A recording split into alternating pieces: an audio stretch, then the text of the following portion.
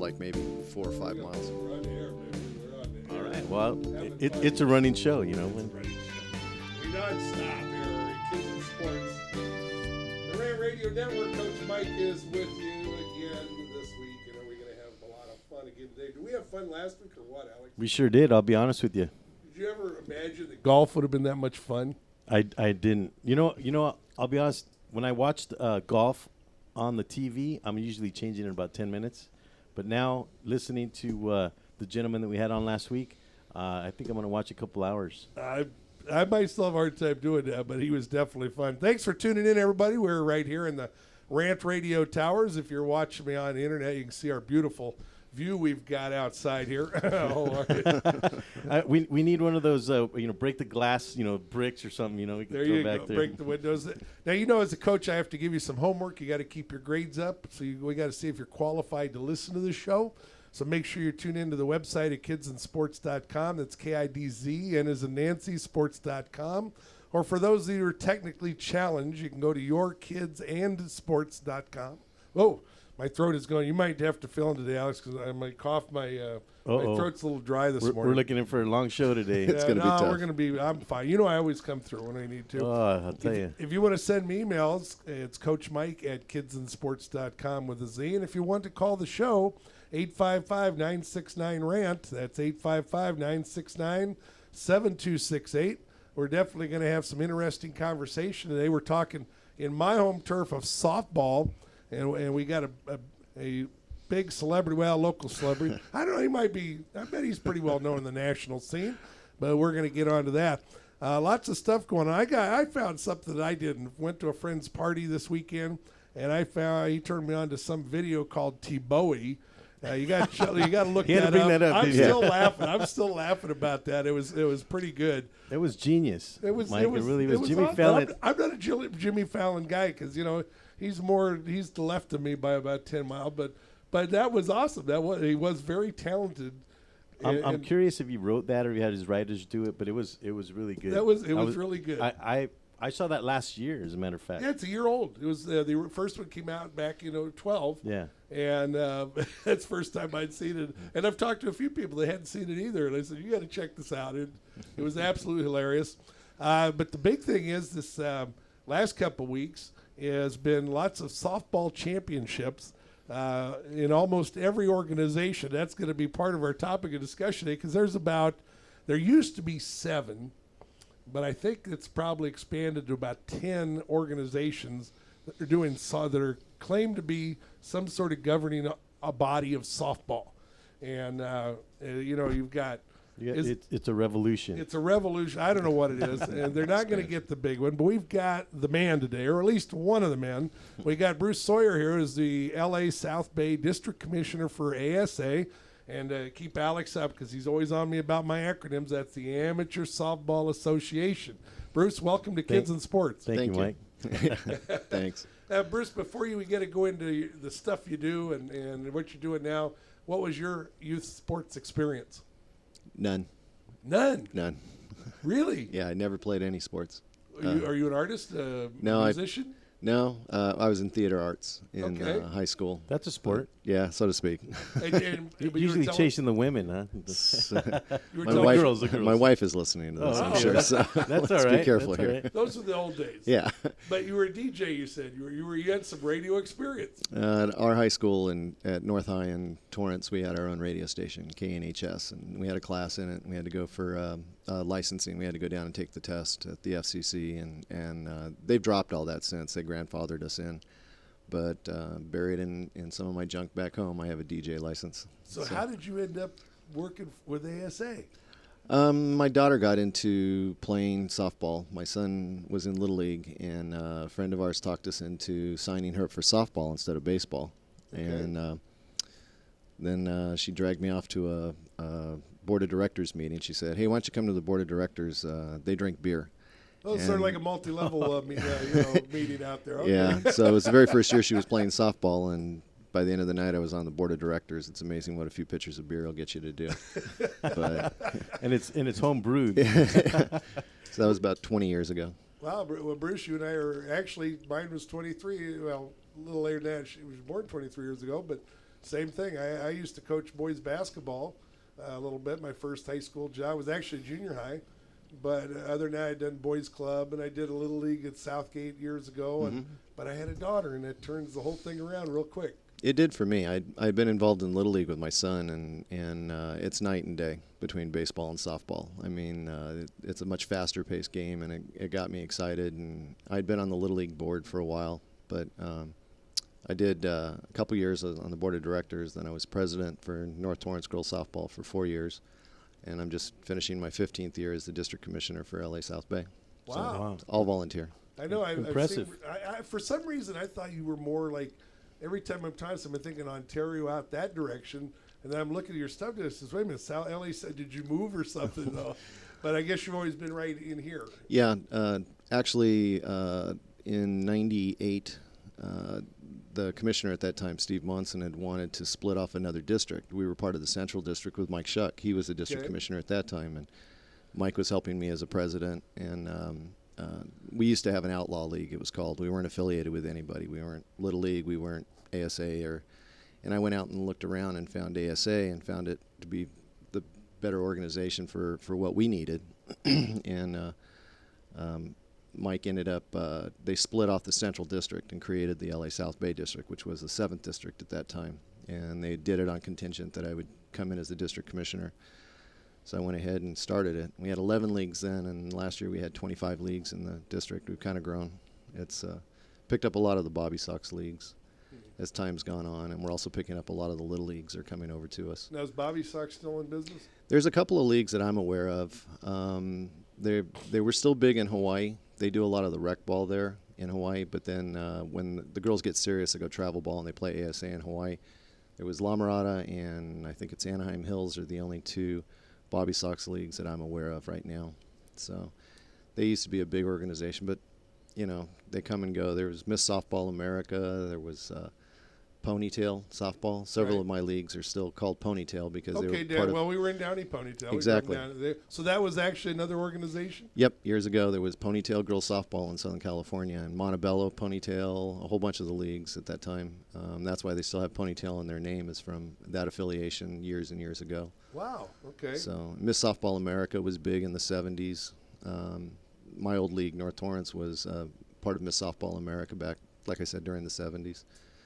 But, you know, you were talking about how many different organizations there are. Well, let's go down. Let's go down the list. I got lost, I think, on the second one. Well, let's go down the list. I'll see, and we'll save ASA for last because, like you point out, ASA is national the official. Yeah, I didn't realize that, but Congress declared it. Yeah, it's the national governing body of softball as recognized by the U.S. Congress. Now, did they have to do that to hold the TMUSA sanctions? Okay, right. That makes sense. Okay, so let's go down the list. There is AFA still going. AFA still exists. American Fast Pitch Association. Mm-hmm. You have NSA, which is National Softball Association. Mm-hmm. So you have Bobby Sox. Mm-hmm. You have Little League Baseball and Softball, which I had the media guy for Little League on a few years ago on the show, and he was the one that learned. I never realized it was and softball, and I guess up in the Midwest and the North they have quite a following. Yeah, they've got a different series of rules for eligibility and things, and Texas has a lot of Little League teams. There's different parts of the country. It just depends where they're strong or not. But there's Triple Crown. And you have USSSA, mm-hmm. and SSA. Let's see. So then ASA, we got ASA at the top here. 1, 2, 3, 4, 5, 6.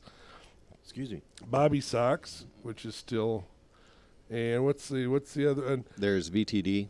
That's in the Midwest. That's VTD. What is that? It was Virtual Tournament Director. They're an organization out of Texas.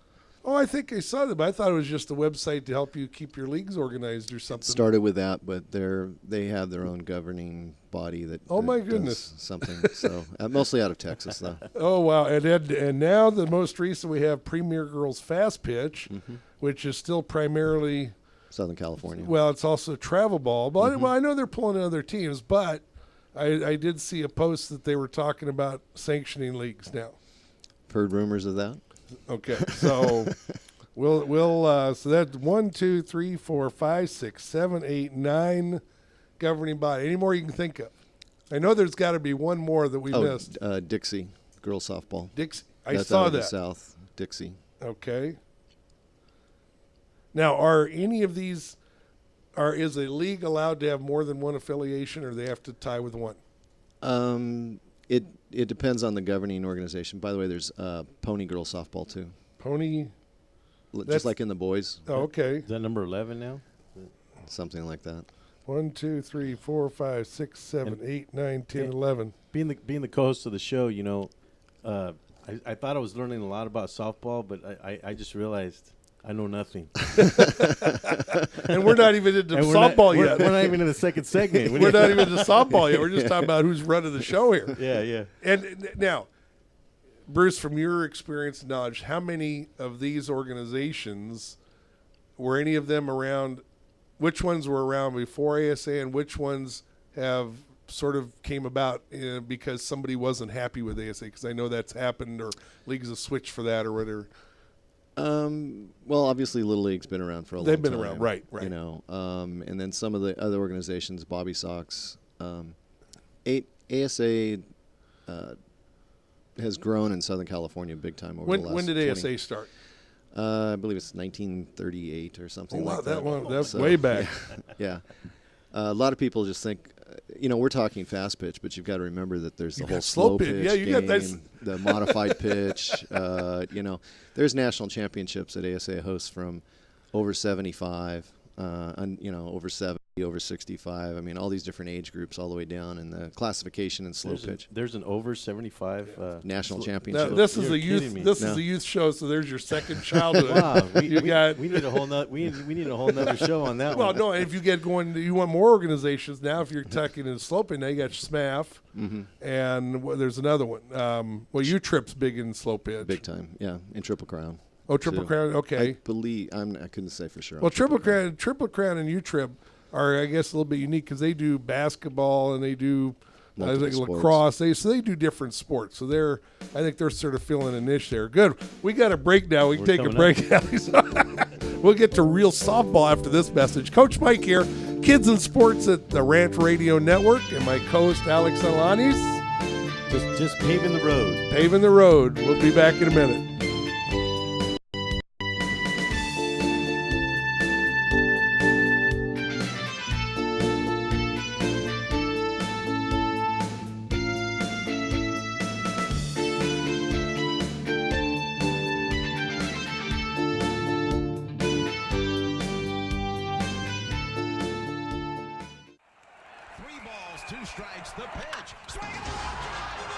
Make your team look like pros with custom lineup cards. Whether you are a travel team, rec team, all-star team, or just some old guys playing slow pitch, we can make your team look a little better with some custom lineup cards. For the umpire, for the opponent, for the scorekeeper, for the dugout, no matter where your lineup card goes, you will look like a big league team with your team logo and name on top of your personalized lineup card. Just visit CustomLineupCards.com. With the best prices in town, you are sure to hit a home run with us. Visit CustomLineupCards.com and go pro.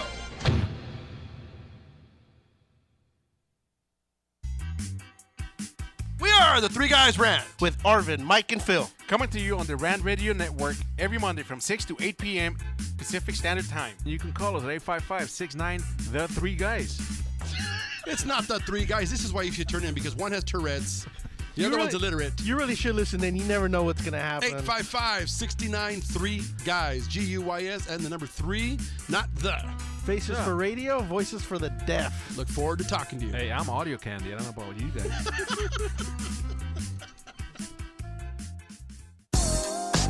What up, foodie freaks? It's Chef Bev Lazo with the Culinary Trend Show. Join me and my brigade every Thursday night from 8 to 9 p.m. where we will be cooking up some crazy stuff that will give you the appetite for discussion. It's all about the good food, good friends, and good times. Only here on RantRadioNetwork.com.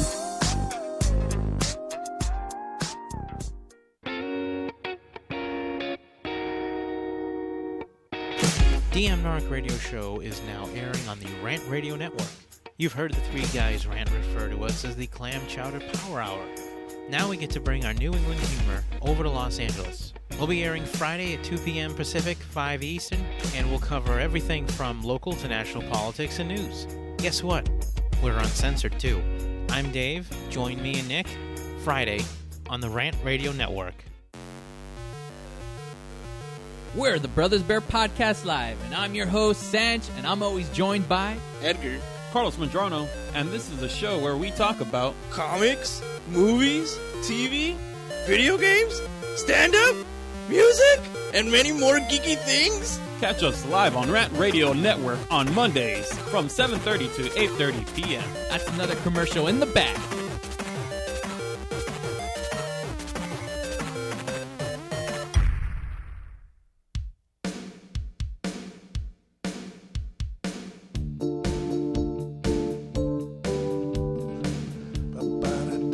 I love my music. It's very catchy. You know what the problem is with the bumper music, Mike? Is I wake up listening to it. You know, it's that haunting sound that I hear in the morning right before I jump in the shower. You know, I thank my good friend Dan Malone for creating that piece for me. Dan's a very talented guy. He's our church worship leader, but very talented singer and plays the guitar and.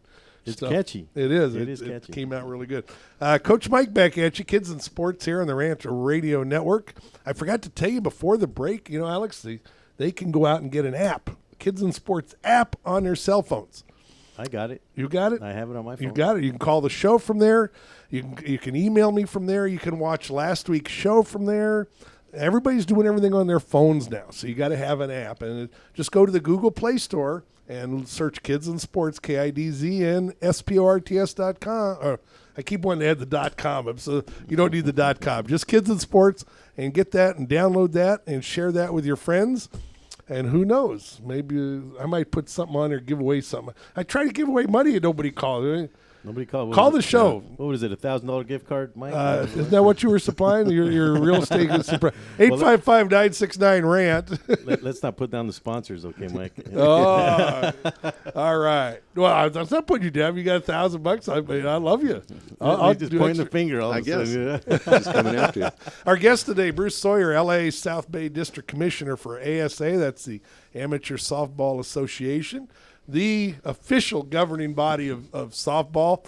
The big thing these days around is Premier Girls Fast Pitch, and I think that whole movement started with the changes in the gold rules. Is that pretty accurate? There was a lot that came out of that, yeah. Tell us a little bit what went through the gold, because I know there are a lot of, I think you, except for the A, you guys, the college players cannot come back and play now. Is that? The rules have changed several times since all this started. What's the latest? In the gold, they will not allow the college players to come back. Not even in A now? In 18A, I can't remember if they've changed that or not, but there was a big push on a lot of these coaches in the travel and the gold, a major fight as to whether they were going to allow the college players to come back. There were freshmen that still had a year of eligibility. I remember at one point somebody saying that they felt like they had played UCLA's infield at the 18 and under gold because they had so many players. Really? That wow. It was pretty rampant, but I mean the competition level, and I'm talking 10 years ago or so, was so intense at the gold. To win that was big. I mean, and so if you were going to bring back college players, I don't agree with it, but I'm going to bring back college players, right? Just because I'm going to have the best 9 players on that field that I possibly can. The only Bruce, the problem I had with it, and I've known I've got a lot of friends, coaches, and that I admire and respect. The one problem I had and a lot of them did it, probably like you say, the other guy's doing it, we got to do it, but where they would take all sorts of players trying out for winter ball, fall ball type of thing. Excuse me. All through the spring season, or unless they were down for high school, of course. But then June shows up, and you think your senior or your junior's got a starting spot in this team, and all of a sudden here come these college players, and you're on the bench or out altogether. I had a little bit. Something didn't ring right with that. I totally agree with you. Unfortunately, at travel ball, there's no loyalty to the coaches and there's no loyalty to the players. I mean, the better player is going to bump another player, and the players that don't feel their playing time is sufficient or the exposure is enough, they're going to jump ship and go to another coach. It's kind of like the Shark Tank, right? You know, there's feeding frenzy, who's going where and what, and unfortunately that's the big shock to a lot of players that come out of rec league and go into travel ball. They think it's going to be their all-star team, you know, that they played with all summer long, that they had a blast, and now they go travel, and all of a sudden it's a whole different environment. No loyalty, you know, it's whatever the best ride, and then some of these teams will carry players, I hate to say it, just to pick up the dues. Yeah, you know. boiling the bottom. Yeah. I read an article about that years ago about how for those parents looking into travel ball, watch out for this. And there's some coaches, there's sometimes you might think it's boiling, but it always isn't always. But boiling the bottom is basically a coach will carry a big roster. He'll bring in because he wants to look at every good player he possibly can, or maybe keep your player from playing for the other guys. Mm-hmm. And then you're not starting, and they won't let you go because then they might be obligated to give you some money back. So they'll just let you sit on the bench till you quit, and then they're not obligated. Is that pretty much the picture? Yeah, that happens a lot. Does it still? I thought it'd be waning down a little bit by now. No, there's been a large growth of travel ball teams in the last several years. Not necessarily good quality travel ball teams. There's just a lot more travel ball teams out there now. A lot of daddy ball. You've heard that phrase. That's not always a bad phrase. And as somebody pointed out to me a couple of years ago, we were talking about, I did a show on daddy ball. Mm-hmm. And somebody said, if it wasn't for daddy ball, we wouldn't have any ball. I mean, seriously, there's what is it gets there? You started because of a daughter. I got into softball because of a daughter. We got into travel partly because of the politics, and partly because if you like the sport and you're going to step it up, you need to get into travel at some point. Right. Rec ball, as nice as it is, and as good a purpose, isn't the all-stars unless there are a few leagues that maybe are that elite. But for the most part, you're not going to go any further unless you get into travel ball. There's a point at always letting them go. It's funny. I'm heavy into rec ball. I swear by rec ball. Without rec ball, we wouldn't have travel teams. If you don't have the foundation. Sue Anquest one time, the great UCLA coach, she was a guest speaker at one of our rec ball conferences. And she said the reason Southern California softball is so great is because of the rec program. And I believe that. That's true. Having met people from across the country, they talk about how in the heck do you guys do it out here? Is it the water? Is it the weather? You know, but it's really because of all the leagues. You look at a lot of the high school programs in Southern California, and almost every one of them is being fed by a really good rec league program. LA Unified, some of the powerhouses like Carson and San Pedro all have rec leagues that feed them all the time. I'm helping, we've helped a couple of leagues get started. And a lot of times it's the varsity coach begging somebody to get a rec league going because he doesn't have the time or the resources to teach how to do the basics of the game. But without the rec leagues, you know, there is no travel ball program at all. Can't you go back a little farther than that and just say it's about kids playing the sport? Yes. Well, that's what rec is. That's what the rec is teaching them. Well, he's talking about a rec league, right? But I'm talking about just a step back when we're little kids.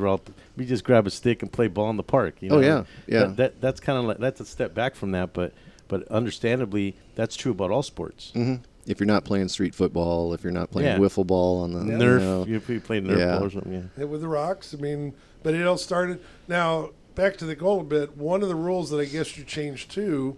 I know when you first went to the qualifying, which I thought was a good idea, when ASA first, it was about 6 years ago they did that? Yeah, we sat down and created the qualifier because there were so many teams that were running around declaring themselves an 18 and under gold team, and they had no business declaring that they were the upper echelon. And a lot of them never even competed in gold championship play.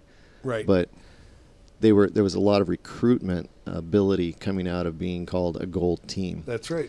And a lot of these teams are all about trying to get scholarships for the players. Their whole world rotates around the exposure tournaments and marketing these kids with the college coaches and trying to get those better players having the gold name on there. And so we had to pare it down, and actually before you could be called a gold team, you had to play in a qualifier. We had 2 qualifiers, and you had to place in so many spots in order to be considered gold. But I'm a little hazy on the whole gold thing. What is that's your elite. The highest level of junior Olympic play in Amateur Softball Association is the 18 and under gold program. So that's where the majority of the Division I players in college have come from, as an 18 and under gold team. So now you had originally, when you first did that, you guys had a rule in there, I think they got rid of, where if you went to the gold qualifier, you couldn't come back to A and that there were a lot of teams that, and I know a good friend of mine said, I'm not going to go gold because if we don't get there, he says, I can't come back. Mm-hmm. Yeah, they've got rid of that one, I think. Yeah, it's been loosened up quite a bit in the last several years. Well, you got to try things. You got to check it out and see what's going. The big thing as far as bring the college. Well, I actually, let's go back when you were talking about it being a recruiting factor. And Alex, just to give you a story, I was helping a travel team out up in the Valley area, up in Chino Hills, Walnut area and stuff. I won't mention the teams and whatever. And when I went up there, apparently there had been a split of coaches, and one coach took some kids and they went off in a different direction. So the manager was looking for a coach. And so I said, I need some help with gas because that's a little bit of a drive from Norwalk up there. And no problem. They helped me out with that. And so I went up there where they had some very talented young players. And this organization had a gold team. I think they had a 16. They had a couple. And this 18 team. And this 18 team, she said, used to be a gold team. But they weren't now. What happened, though, they had some players now that wouldn't make most travel teams. Okay, period. They had some that would, and some were gold players. I mean, it was a mixture. And to me, I'll coach them all. I don't care. If they want to be out there, as long as they're doing the work. What I didn't realize is the website for this team still indicated they were gold. And it talked about they had won some sort of championship or did real well or whatever. I forgot what all the details were, and one of the players got a scholarship somewhere. A couple of them did. So we had players who come out to try out for the team. And I remember one young lady in particular, we definitely wanted to get her back. Very talented young lady. And we're talking to her mom afterwards, and I said, I hope you can come back. We're going to practice again tomorrow. And she's standing there going, Mom, I'm not coming back. I don't want to come back. Right in front of us. And I'm sitting there, what is going on? Now, some players, your elite players don't like to play with bad players. It's just oil and water mixed in. Some of them are very good. Some of them do, and they don't mind in a certain situation. When it comes to the competition, they want to know they're going to have a chance to win. No, she didn't want to come back because she thought that she wouldn't go. Well, what it boiled down to is she knew we're not a gold team. Oh, okay. She figured it out. There was a couple players on the team that had a hard time catching a fly ball. Let's put it that way, okay? And they don't stop to think again. Well, when I looked at the website, I told the manager, so you need to change that because that's what's happening. They're coming here expecting to see a gold team, and it takes them about 15 minutes to see we're not. Coach Mike here, Kids in Sports at the Rant Radio Network. We'll be back after these commercial messages.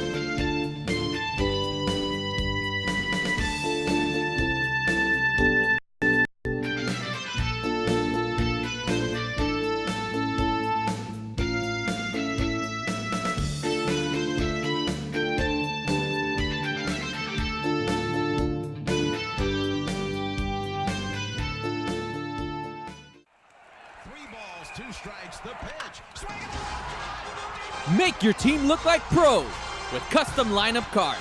Whether you are a travel team, rec team, all-star team, or just some old guys playing slow pitch, we can make your team look a little better with some custom lineup cards.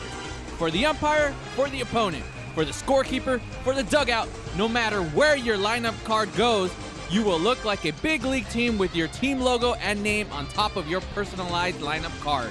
Just visit CustomLineupCards.com. With the best prices in town, you are sure to hit a home run with us. Visit CustomLineupCards.com and go pro.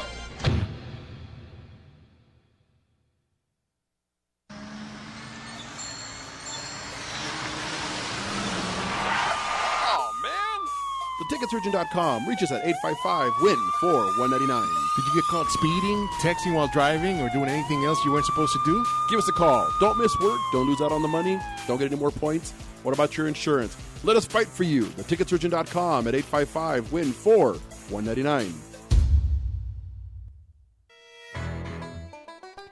Welcome to the Monster Marketing Group, your one-stop shop for all your marketing needs. Anything you need to make that marketing and advertising campaign stand out, we're your people. Concept, design, production, social media, anything that you can dream up, we're going to make happen for you. And we can do it in a very quick turnaround. Please give us a call at 888-49-MONSTER.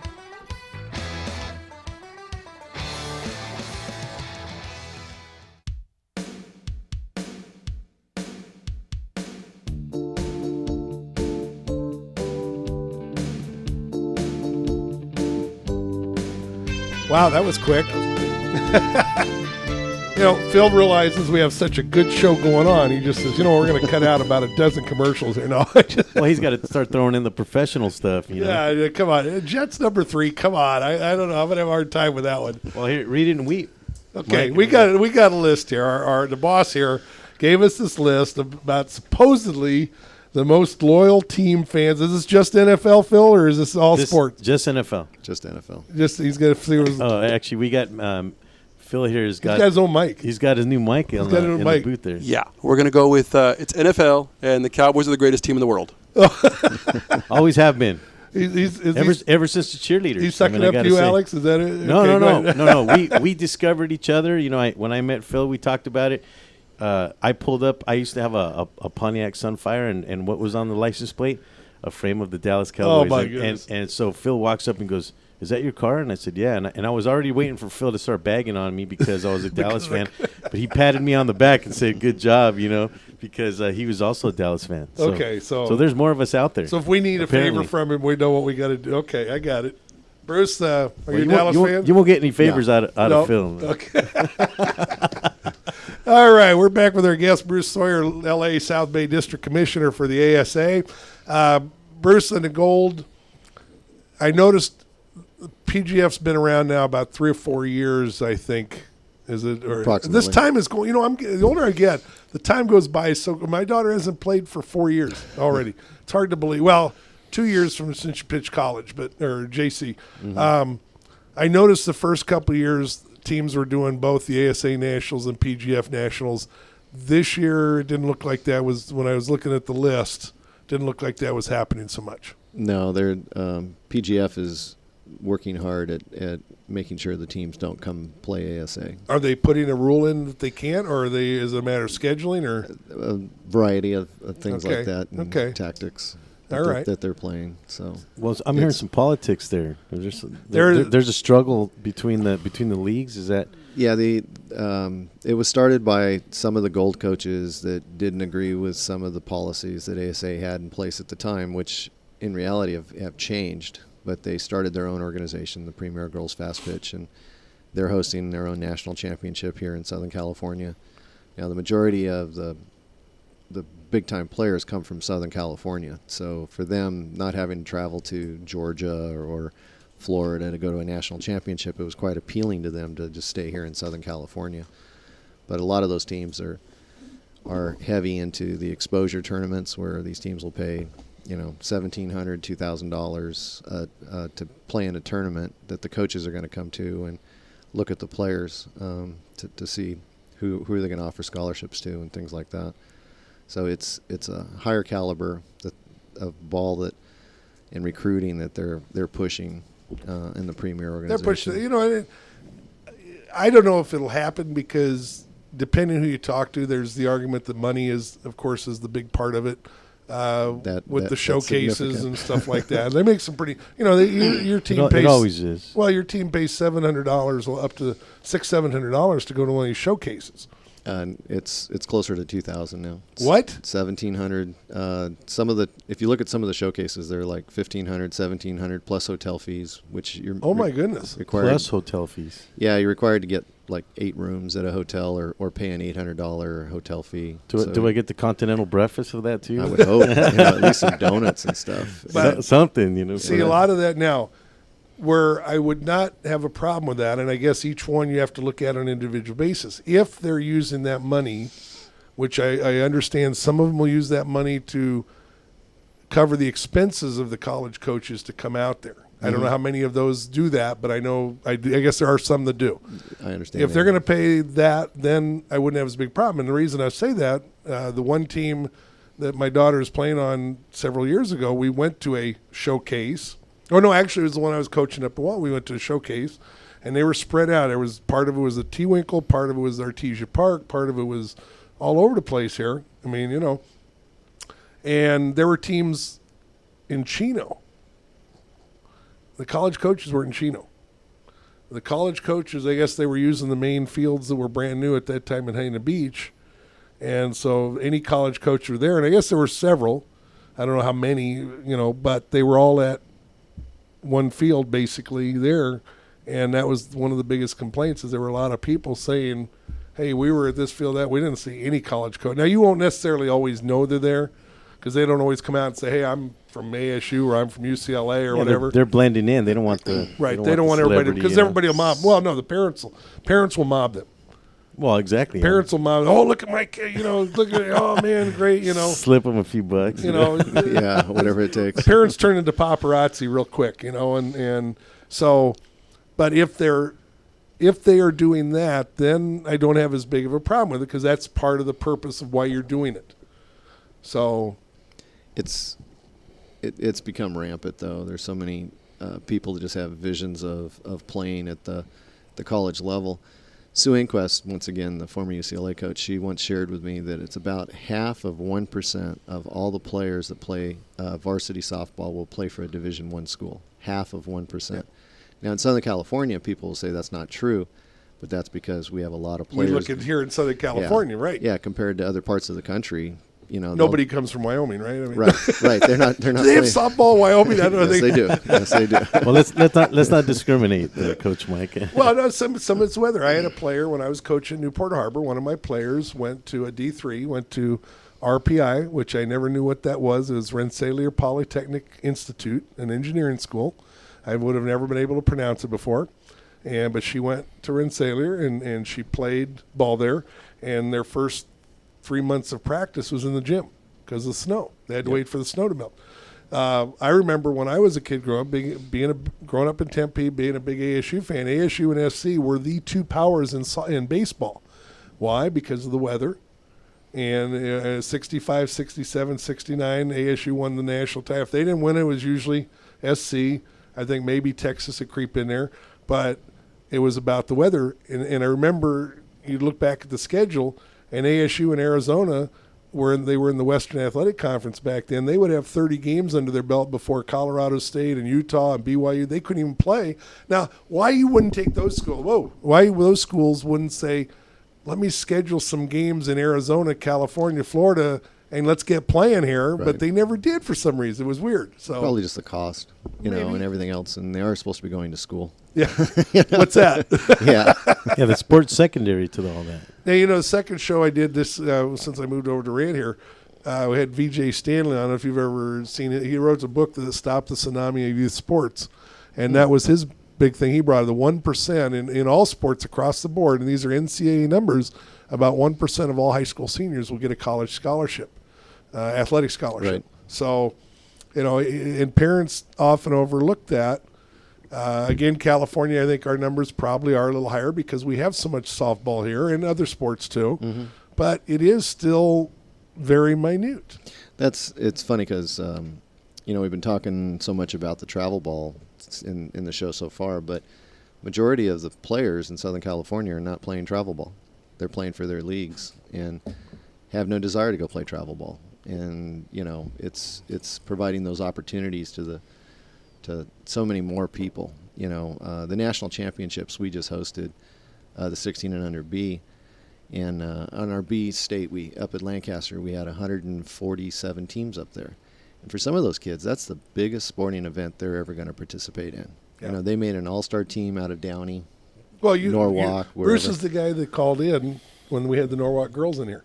Oh, okay. My 10 and under I team. remember. Yeah, the 10 and under team in here. Yeah.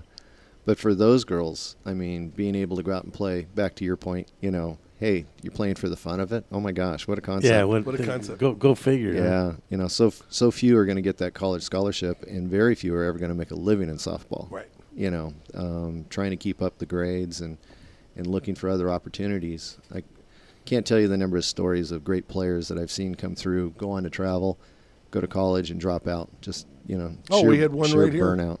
My daughter pitched at Santa Fe High, and one of the competitors, her senior year, they had one of the other schools had a very good pitcher that supposedly had a lot of offers, and I forget where she accepted, but she was a party animal, and she literally blew her grades her senior year and blew off her scholarship.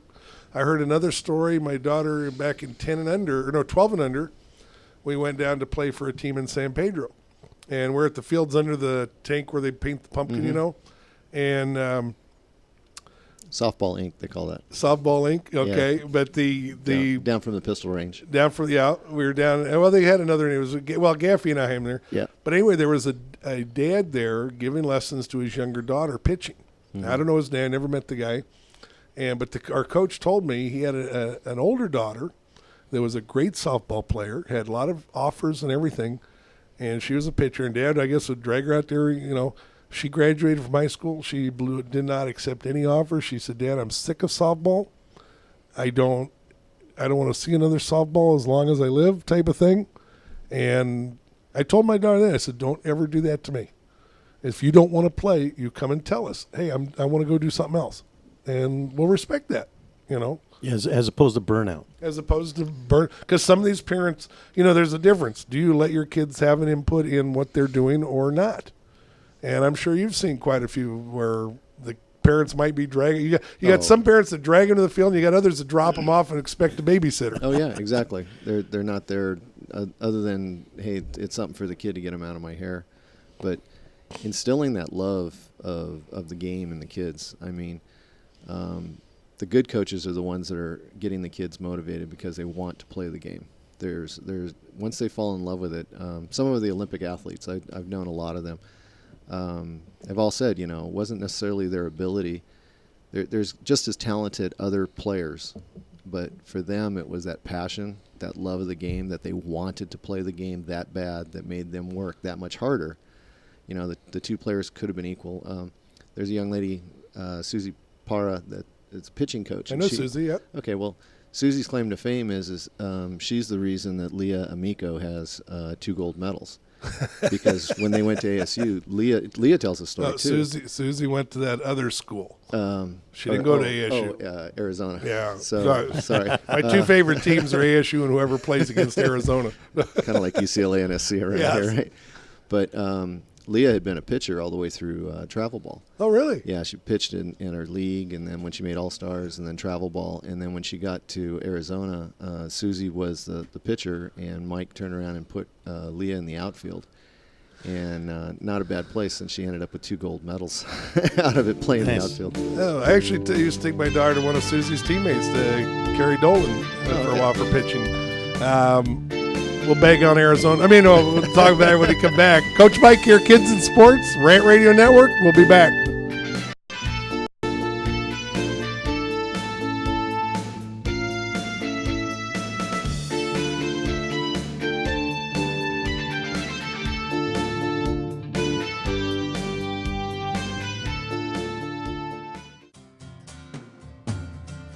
Looking for a delicious, fresh family meal that's ready when you are and easy on your budget? Welcome to Piara Pizza. We make our pizzas with handmade dough, 100% real cheese, and tomato sauce blended with our own spices. Nothing is ever frozen. We always have large pepperoni and cheese pizzas fresh and waiting for you for only $5. Or choose one of our specialty pizzas. We have veggie, meat lovers, supreme, and Hawaiian. Add an order of our amazing hot wings, cheesy bread, or breadsticks. Our locations are ultra-modern, ultra-clean, and open 7 days a week. Visit any one of our locations today, or check us out on the web at www.piarapizza.com. Piara Pizza. Fresh, hot, and ready for you when you come in. Stop in for your Piara Pizza today.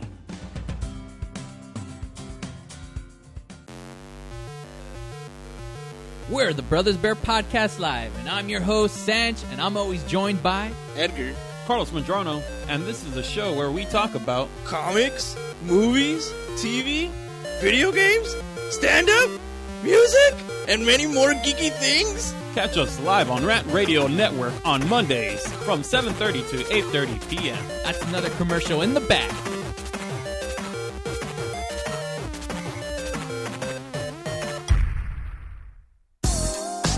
What up, foodie freaks? It's Chef Bev Lazo with the Culinary Trend Show. Join me and my brigade every Thursday night from 8 to 9 p.m. where we will be cooking up some crazy stuff that will give you the appetite for discussion. It's all about the good food, good friends, and good times. Only here on rantradionetwork.com.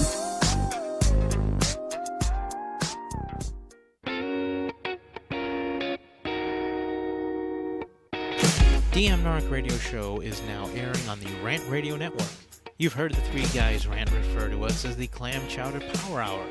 Now we get to bring our New England humor over to Los Angeles. We'll be airing Friday at 2 p.m. Pacific, 5 Eastern, and we'll cover everything from local to national politics and news. Guess what? We're uncensored too. I'm Dave. Join me and Nick Friday on the Rant Radio Network. 3 balls, 2 strikes, the pitch. Swing.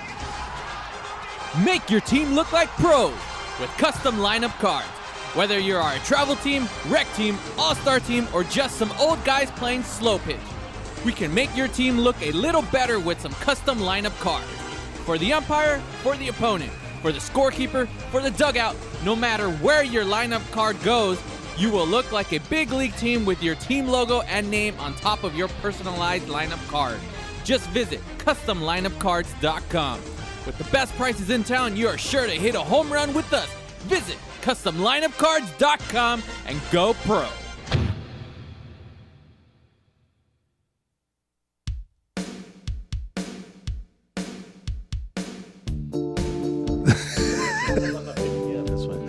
Well, turn your mic volume up. Let me try that.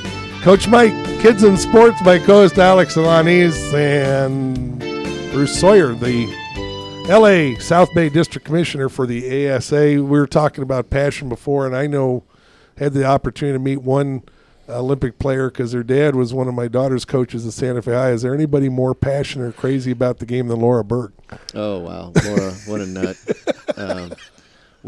I've met Laura many times, and I love the picture of she did the Bergie to President Bush at the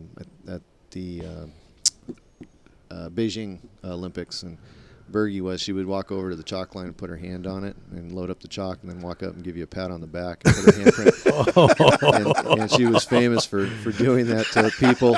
And President Bush showed up and they were like, "Are you?" And she was like, "I don't care." And she went over and she did it. And there's this picture with this chalk handprint. Oh, that's great. That's funny. And he laughed about it. I mean, he had a good attitude over it all. Yeah. So I had the privilege of and you guys, thanks to you guys, got me a press pass when they were down at the final stop here at Bill Barber. Right.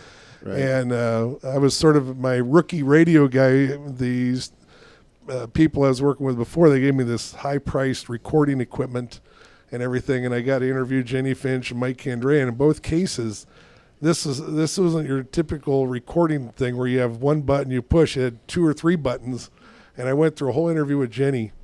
Didn't get any of it. Lost the whole thing. And she was classy enough. She got done with it. She came back over and let me go a little bit quicker, but let me go through it again. Very classy lady. Yeah. Jenny Finch, and you've seen her maybe on some commercials now and stuff, but what was really, if you want to see how powerful softball can be, I mean, she's on the sports science episode I think we talked about. I love that show. But you're 43 feet away. The pitching rubber's 43 feet away from home plate, okay? This lady now, she's retired now, but was throwing, I think, up to 70 miles an hour, okay? Wow. Her stride, when she landed, with the pitching circle in softball is 8 feet radius. By the end of the second inning, there's no chalk in front of her. So that means when she's letting go of the ball, she's about 35 feet away, 70 miles an hour. Try hitting that. Did you see the video when she broke that? Yes, I love that. Well, I saw. You can still get on YouTube. I'll show you. It's on. There used to be. Well, I don't know. Sometimes somebody said it's still on now and then. There's a show called Sports Science, and they brought in there and they said who can they say it's which is harder to do, is hit a baseball is the hardest thing to do, and Jenny Finch was going to prove them wrong. So the first thing they did, they had this equipment sitting there, and she shattered that equipment. The baseball guy recorded 1,200 pounds of prayer, whatever it was. But the softball, of course, bigger mass. So then they put her up against this guy that was a minor league superstar and was hitting balls, a 95-mile-an-hour pitcher, and he's just hitting everything the guy throws. So then they bring Jenny in. He can't even get a foul ball off of her. She went around and toured a whole bunch of major league stadiums and pitched against Major League Baseball players, and they couldn't touch her. So Mike Piazza struck out twice to her. Oh my goodness! So Carrie, we have a phone call, line 1. Lori? We do. Uh-oh. Let's take Lori, it. line 1. Let's hear it. Hit the button right. Hello. Hello? Who's there? Hello. Hello. Welcome. How are you? We're good. Who do we got? My name's Lori, and I just wanted to chime in and tell Bruce he's doing a great job over there. You know this guy, huh? I know him. Known him for a long time. Hi, Lori. He does pretty good work. Where are you out of, Lori? I'm out of Inland Empire. Ah. Lori is the head of the Southern California Players Association. Aha. She has helped But I count. just wanted to tell him he's doing a great job and keep up the good work. Thank you, Lori. Okay. He appreciates that greatly. And tell him to do a little bit on the scholarships that we're trying to do. I see the text that you're sending. I'll mention it. Lori, thanks for... I got to plug in my advertising a little bit. That's true. No problem. Thank you for calling. Okay, talk to y'all soon. All right, thanks for calling. Thanks, Lori. Bye. Bye-bye. That's great. Lori heads the Players Association, which she keeps used to be a book of all the players in Southern California that are looking to go on and play in college. And the Players Association, we give out scholarships to the rec program and to the travel ball program. This year was almost $50,000 we gave out in $4,000, $4,500 increments. And she raises all that money from Worth Sports, one of our sponsors, the turkey tournament, the proceeds from that, the Brenda Marsh Memorial Tournament that we host in Chino. The excess cash from that goes into the scholarship fund, and also our Southern California Blue Book, which is all the tournaments advertising. So all that money goes into the scholarship program, and it's grown to, this year was almost $50,000. Wow. Lori's been doing that for years, and she's helped countless numbers of ladies get into college programs. I think I met her at one of the clinics you did down at when you did the rec ball or the travel ball meetings. Right, the 2 meetings down in Orange County there. Yeah. I think I met her the one time. So that's pretty good. Thank you for calling, Lori. Back to what you were saying when Jenny struck out her band, I remember when you were talking to Caroline when we used to go to her, she said she did an exhibition in San Diego once and struck out Tony Gwynn and Darryl Strawberry. Yeah. But she said that, if they got a practice, usually I think Caroline was a drop baller, Jenny had an amazing rise ball, that if they got a practice on a regular basis, they'd figure out how to hit it. These guys are great hitters. What does that mean, Coach Mike? A drop baller? Well, a drop ball drops. In baseball, you mentioned something else at the break. You said something about an orange peel or something. What was that? An orange peel. I don't know. What did he call it? Maybe I'm using the wrong word, but you said that. Peel drop. Peel drop. Peel There drop. you go. Peel drop. Okay. There's 2 ways to throw the drop. One is you turn your hand over as you're coming through, and you put a forward spin on the ball, and that'll make it drop. The other way is a peel drop, where you're throwing it straight up, so it looks like you're throwing a fastball, but you're sort of letting your wrist go back and peeling, you're peeling off the ball. Okay. And that does the same thing, puts that forward spin on it. But it does something to the rival of the ball. It'll make the ball that will drop. Rise ball, you're coming under the ball, backspin. The resistance from having a backspin. If you throw it right, the ball will jump. It'll rise as it's coming to the batter. That's the most difficult pitch to hit. The major league players had never seen a rise ball because they're used to seeing everything coming down over the top. Because it's an overhand pitch. Right. So when it came up on them, they were just terrified. A lot of them said, that's unnatural. The ball's not supposed to be able to do that. And a good rise baller, if you learn it right, you'll see a lot of kids throw the rise all up at the shoulders, and a good batter will learn to lay off of that. The best rise ballers will keep it down right in the strike zone sometimes, but it has this jump, and that's all you need is the jump because you might not strike, but you get a pop up. But then they'll still throw the high one as a waste pitch. Yeah, the batter's already committed, and the ball's going right over the bat. Yeah. And I see that a lot actually watching softball. The neat thing I learned about that when it was my third year at Brethren Christian when Jennifer came on as a freshman, and it was at the All Sports Clinic, and Bob Todd was doing a lesson. Bob used to pitch pro for the Long Beach Nighthawks, I guess it was, and he did a clinic just on the rise ball. And he said most kids out there, especially when they come out of rec, because they got a lot of coaches that sort of know what they're doing. They got a lot of good volunteers, but they don't know the upper. Some of them do, some of them don't. And he said there's a lot of kids think they have a rise ball, and they don't. They have a rising fastball. In other words, there's no movement. It's just they're letting it go low, and it's coming up. And once the batter figures that out, it's over the fence, right? But so he went through the whole thing about how it's supposed to rise. Well, then the next week I had tryout, and we knew Jennifer was going to be on the team. It was a given. But we had her go through trial, and my assistant coach gets down to catch her, and here the ball's coming in just about belly button high, and all of a sudden that ball just literally, like it took an elevator up about 6 inches. I'm sitting there, oh my goodness. And I thought, whoa, and I fell in love with that. I fell in love with that. It hits the catcher in the face mask. Oh no, the catcher's ready for it. Yeah. But so Jessica was a lefty, my daughter, and her rise ball would come up and in. It was sort of like a curve. Usually they're more like a screw. Hers was like a curve. Would come up and in on a right-handed batter. And so she'd get a lot. She was a slower pitcher. And I actually had a coach tell, you can't throw a rise if you don't throw at least 60. And I'm saying, watch it. And her pitch would come in and up, and she had a lot of batters, good hitters, that, boy, they're ready to hit a home run off of her because she's slow, and all of a sudden she's jamming them.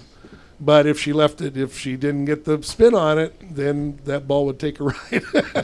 That's the only problem with the rise ball. If it doesn't rise, it will after the fact. I am just somewhat amazed because these are all developments over time of the sport. Oh, and you guys actually have put categories on these developments.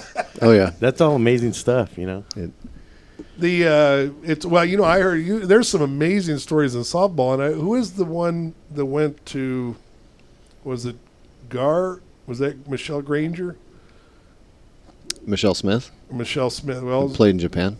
No, one of them went to Gar High School here. Oh, to Gar. I'm sorry. Yeah, to Gar High School, and I thought it was Michelle Granger. There was one of them. They said that she threw so hard that she lost a bunch of no hitters because the catchers couldn't catch the ball. And they'd have drop third strikes, and we actually had Jennifer's junior year, or sophomore junior year at Brethren. We went through 4 catchers. She actually broke one kid's thumb.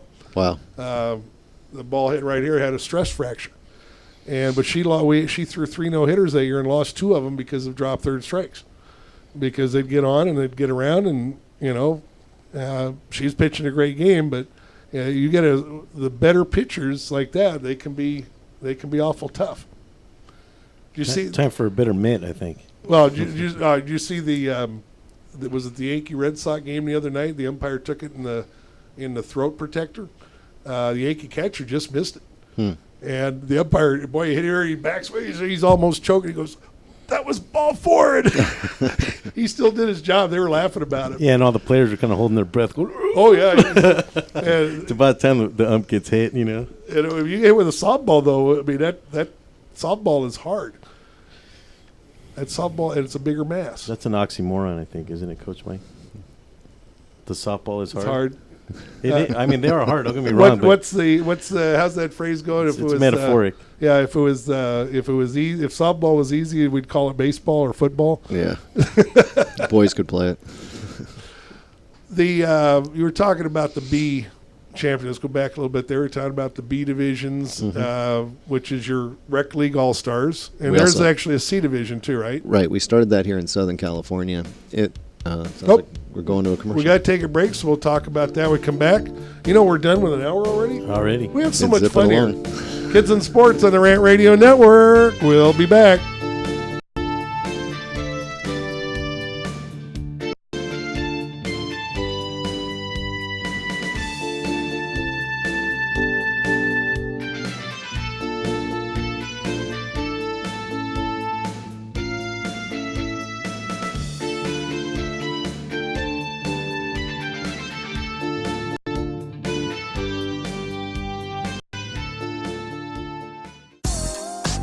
What up, foodie freaks? It's Chef Bev Lazo with the Culinary Trend Show. Join me and my brigade every Thursday night from 8 to 9 p.m. where we will be cooking up some crazy stuff that will give you the appetite for discussion. It's all about the good food, good friends, and good times. Only here on rantradionetwork.com.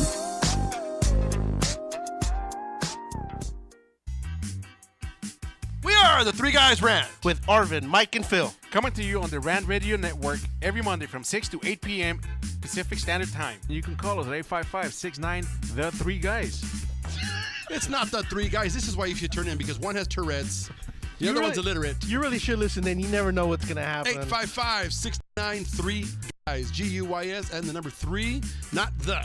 Faces for radio, voices for the deaf. Look forward to talking to you. Hey, I'm audio candy. I don't know about you guys.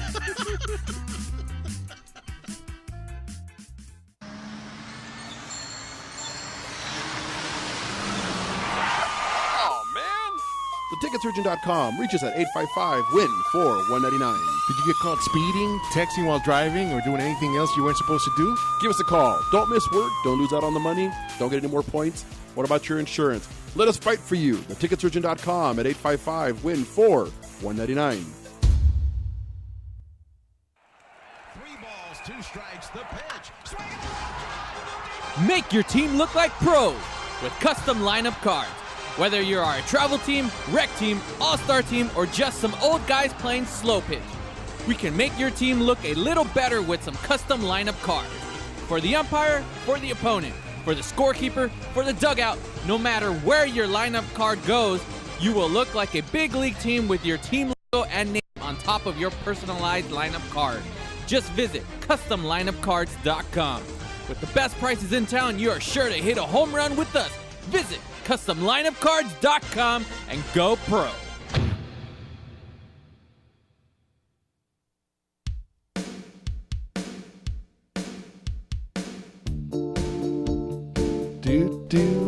Good bumper music, but that is a drum machine.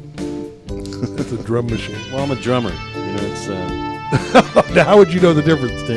Taking the place of automation. You know? Kids in Sports here. That's my co-host, Alex Alanis. We're on the Rant Radio Network. My guest today, Bruce Sawyer. Bruce is the L.A. South Bay. I don't know why I keep stumbling at it. I don't want to say hyphen. No, commissioner. Now, in the hierarchy of ASA, district commissioner, where does that put you? Lead servant to how many coaches? And countless boards of directors and things for all the leagues. There's 8 district commissioners in Southern California, and we all report to Christy Allen, which shout out to Christy. She keeps sending texts. She wanted to be here today, but she came down ill and can't speak, so would be good to have her. She was nervous. No, big shout out to her. She just became a mother-in-law on Saturday, so she married off one of her twin daughters. Good for her. Got her into softball a long time ago, so she's a proud mother-in-law. Back in the game. Yeah, and she's anxious to have grandkids so that she can get back out there doing it. Now, what are your duties as the district commissioner? It's the leagues that are in my district. I counsel them during the year. We have presidents' meetings, give them guidance and set up the schedule for the whole year for what we're going to do for our championship, for the district championship, and then our top teams from our district go to the state championship. And then from there they go on to the nationals if it's the B program. So it's funny, when I first started, like I said, that we only had 11 leagues at the beginning, and some of the league presidents, when they all get together, you know, these leagues and these teams are only as good as the volunteers that are willing to go out there and do it. And a lot of people have no idea how many countless hours those people put in for all those kids. It's not just about their kid. But without those programs, those kids are not going to have anything. It doesn't matter if it's Premier, Little League, Bobby Sox, ASA. Without those board of directors and those leagues out there, those kids are not going to get a chance to play.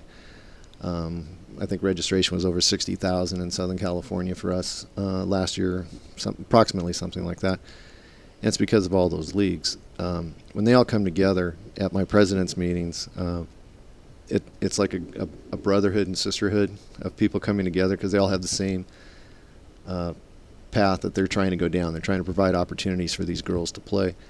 And the La Mirada president, Jeff Deal, when he stepped down as the league president, he had been coming to my president's meetings, and his wife says, well, are you going to be able to get by without your support group? Because it was like, people, hi, I'm Bruce. I have a softball problem, And so they get together and they find out that a lot of times, one league's having a problem, an issue with, say, the city. The city's giving them grief over something, and then another league says, oh, we had that problem, and they get sharing the information. So the joke about the support group is they all have the same problems. It's just different communities that they're in. But then we all report to Christy Allen once again. She's the Junior Olympic Commissioner for Rec for SoCal, and then Mike Shuck, has the travel ball program. Yep. But ours is the most successful rec program in the United States. Oh, I'd imagine. Yeah, we've got more players, and it's because of the countless hours of people. Christy Allen, God bless her, all the hours she puts in. Mike Shuck, the same thing. And then all of us district commissioners, and Joanne Vincent, who does the 16 and 18 and under program, is also a commissioner. So there's 9 of us that are out there, and we're all volunteers. So you're paid how much? You said volunteers. Yeah, I don't get a W-2. You don't get a W-2. Well, you don't pay taxes either, on that. Yeah, for the hours you put in. Hey, I promised we wouldn't tell him about it. The one thing that I don't know, I was coaching at the Norwalk girls fast pitch a couple of years ago. That's how I met a lot of these people. I was in between high school jobs. And I always say my web design work or my lineup cards, anything I'm doing is to support my coaching habit. Yeah. But the one thing I've noticed, and I noticed it back when we were in Downey Ponytail, I noticed when we were in Norwalk, the winter ball, I think ASA needs to take a little more control, because it's always funny in the winter ball, Alex, you don't have as many kids doing it, because you'll have other kids, and some of the kids will go do soccer, they'll do other sports, which is a good thing, basketball, whatever, which is a good thing. But you still have your softball crowd, and because there's fewer, they may not have enough teams in their league to really make it. You don't want to play the same team every week, right? So they'll partner up with other cities. But yeah, every time, I don't know that there's a year gone by where there wasn't some city. I mean, you go to another city and oh no, we're not doing that rule. We're doing it this way, or we're doing that way, or all of a sudden the rules are out the window, and each one wants to do their own winter ball rules. And sometimes they're putting in good things, just because they're trying to make it a little less restrained, a little more fun type of thing. But it still gets to be sort of, you get parents arguing, wait a minute, we don't do it, So years ago, when I was league president, we decided to do, we call it fall ball now. We used to call it winter ball, but in reality, it's fall ball. It's in the fall, because winter doesn't start till December, and we're all done by then. We actually start most of our spring seasons in the winter in Southern California, because and it's still hot. Yeah, But we sat down, North Torrance and Torrance, and I can't remember who the other league was, and we agreed upon what the rules were going to be. When I became a district commissioner, exactly what you were talking about, the problem between the leagues and the disparity of the rules. Excuse me. So we sat down, and I got my presidents together, and we agreed upon what our fall ball rules are. And we've been working with this set of fall ball rules for about the last 10 years. I think your daughter had probably gone off to travel before we really got it organized. She had 12. See, 12 would be 2002. Yeah. So it was around then that we really got it going, and now I have the LA South Bay fall ball program, and the majority of the work is 2 other volunteers, Rita and Colleen, who are phenomenal, and they do the scheduling. We had about 24, 25 leagues participate in it. We had 134 teams in it. And doing the scheduling between all these sites, between all the way from Santa Monica all the way out to La Mirada, it was a few years ago. But to your point, the craziness of showing up and all of a sudden, oh, we don't do that here. And it's like, well, gee, you tell me now. And yeah. So we hand out the rules in advance, and they're pretty standard, and we've worked really hard on them over the years. And some of the leagues have actually adopted those as their regular season. Well, I think they should if they're going to participate. And I'm glad to see that ASA finally did that. I remember in Norwalk a few years ago, they say, oh, here's the guidelines. So I think that season, we only had one incident where there was a conflict about whether they wanted to, I forget whether part of it was like some leagues want to pay for 2 umpires, some don't. Right. And so they'll say, wait a minute, we paid the money, how come you only got 1 umpire? And, it's winter ball or fall ball, it's more instructional, it's more open. But even during the spring, We have that. I host a meeting where we help the leagues do their scheduling. Some of the age groups, when a particular league could be really down, they've only got one 14 and under team. You got to go play somebody else, right? So getting all the leagues together, and then they exchange and sit down and do their schedules and say, hey, I got an opening at my field on, the third weekend in May. Can you come? Yeah, we'll take that spot, or April or March, and they'll sit down and they'll just exchange and set up their whole league schedule. And that's true of some of the smaller leagues too, that when they've only got 2 teams or 3 teams, hopefully they can partner up with a league next door. And that's some of the things we bring to the plate, is helping organize all that for everybody. Right. Not even necessarily doing all the work, just bringing these leagues together Connecting so them. that so that they've got somebody to go to look for assistance when they're having problems and things like that. Oh, yeah, years ago in Downey Ponytail, Paramount used to hook up with us. Mm-hmm. They only had 2 teams at the time in the age group, and we used to hook up with them. And so you were there at Downey with John Bujanowski. Bujanowski was running it, yep. And a half dozen Sandys. There was Sandy Reberg, Sandy Bujanowski, yep. Sandy. Penny. We just really hooked up recently. Penny Whitney was, because her husband is working with a chiropractor friend of mine with his nonprofit and everything. And the networking group we're in, we have this Christmas in July party every year. And so Penny and Dan both came to the thing, and we're telling, remember this, remember that kid, remember this kid, And, oh yeah. You get great stories over the year. All that. The neatest one I had, I love it as a coach. When I was coaching the Walnut team, we went up to Hesperia for a tournament, and I was up there, and a lady came up to me and she said, Coach Mike, and I said, hello, yeah, you don't remember me, but my daughter played for you at 8 and under. And that's so cool though. You got to, but it was nice. I did she wasn't throwing rocks at me, so I must have done something right. Something that's good. pretty cool, So. Well, it's a little wild. She was thinking it though. I think. Yeah. No, she had a smile on her face. It was good, But it's neat. It's neat. I mean, I like to say, some of these coaches, I made this kid. There was one particular coach, if you were in travel ball, you would know him. Any tournament, if he's there, he's recruiting, for his lessons, and he's going to get your kid the scholarship. He's going to get your kid. No, your kid gets the scholarship. Your kid has to do the work and everything else. I consider myself lucky as a coach, and I'm not near his level of, I don't claim to be, to have a fair piece of it. There were 2 players that played for ASU. One played for me at 8 and under in Downey Ponytail, and then another one was on one of my daughter's travel teams. So it was, and now she's coaching. Nicola Fusia, she's down at Hyena Beach, was coaching the JV team at Hyena Beach this year. And it's hard to believe she graduated from ASU already. Oh my goodness! Oh yeah. But it's so cool just to have that little piece of their lives, and there's such a value in doing that. But there's also that great value when they come back later, even if they didn't make, because most of them don't make it to that level. Right. One of my leagues right now has a board member that used to play on one of my all-star teams, and I had to come to a board of directors meeting. There were some issues, and I walked in with an old all-star T-shirt and said, I've been around a long time, and it said like 1996 or 95 on it. She goes, holy crud, I wore that. That was her team. She's there with her kid now and all this, and I'm like, and I was having to make a point that I've been around a little bit. And you knew a little bit about what's going on. Yeah, and it's like, don't try and pull something here. So you had a good point. We're talking about how few kids actually get the scholarships and stuff.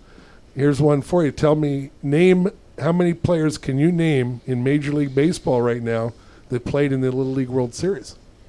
I don't really watch. I only know of one, but I think there's 2 or 3 of the third baseman of San Diego. And I can't think. I just saw him a couple weeks ago. Yeah, I just had him on my. I had him on my fantasy team.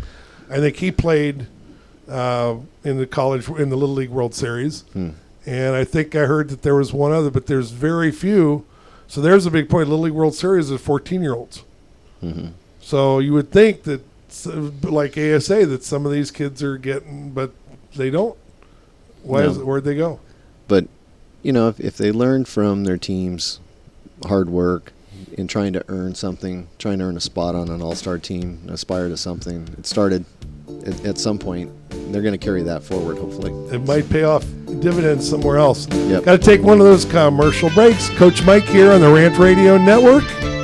Doing a great job in there, Phil. Thank you. We'll be back in just a minute.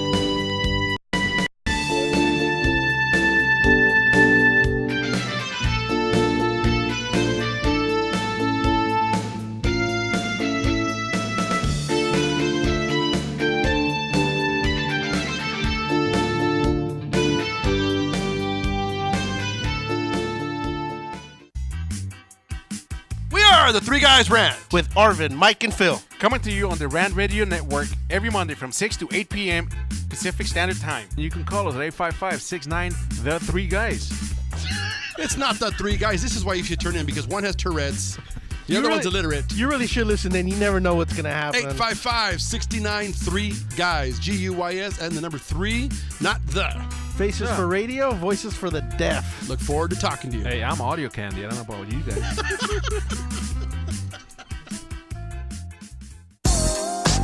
What up, foodie freaks? It's Chef Bev Lazo with the Culinary Trend Show. Join me and my brigade every Thursday night from 8 to 9 p.m. where we will be cooking up some crazy stuff that will give you the appetite for discussion. It's all about the good food, good friends, and good times. Only here on rantradionetwork.com.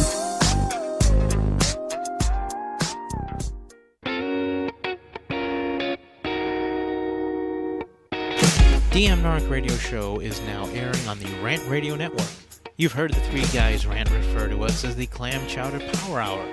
Now we get to bring our New England humor over to Los Angeles. We'll be airing Friday at 2 p.m. Pacific, 5 Eastern, and we'll cover everything from local to national politics and news. Guess what? We're uncensored too. I'm Dave. Join me and Nick Friday on the Rant Radio Network. We're the Brothers Bear Podcast Live, and I'm your host, Sanj, and I'm always joined by Edgar, Carlos Medrano, and this is a show where we talk about comics, movies, TV, video games, stand-up, music, and many more geeky things. Catch us live on Rant Radio Network on Mondays from 7:30 to 8:30 p.m. That's another commercial in the back.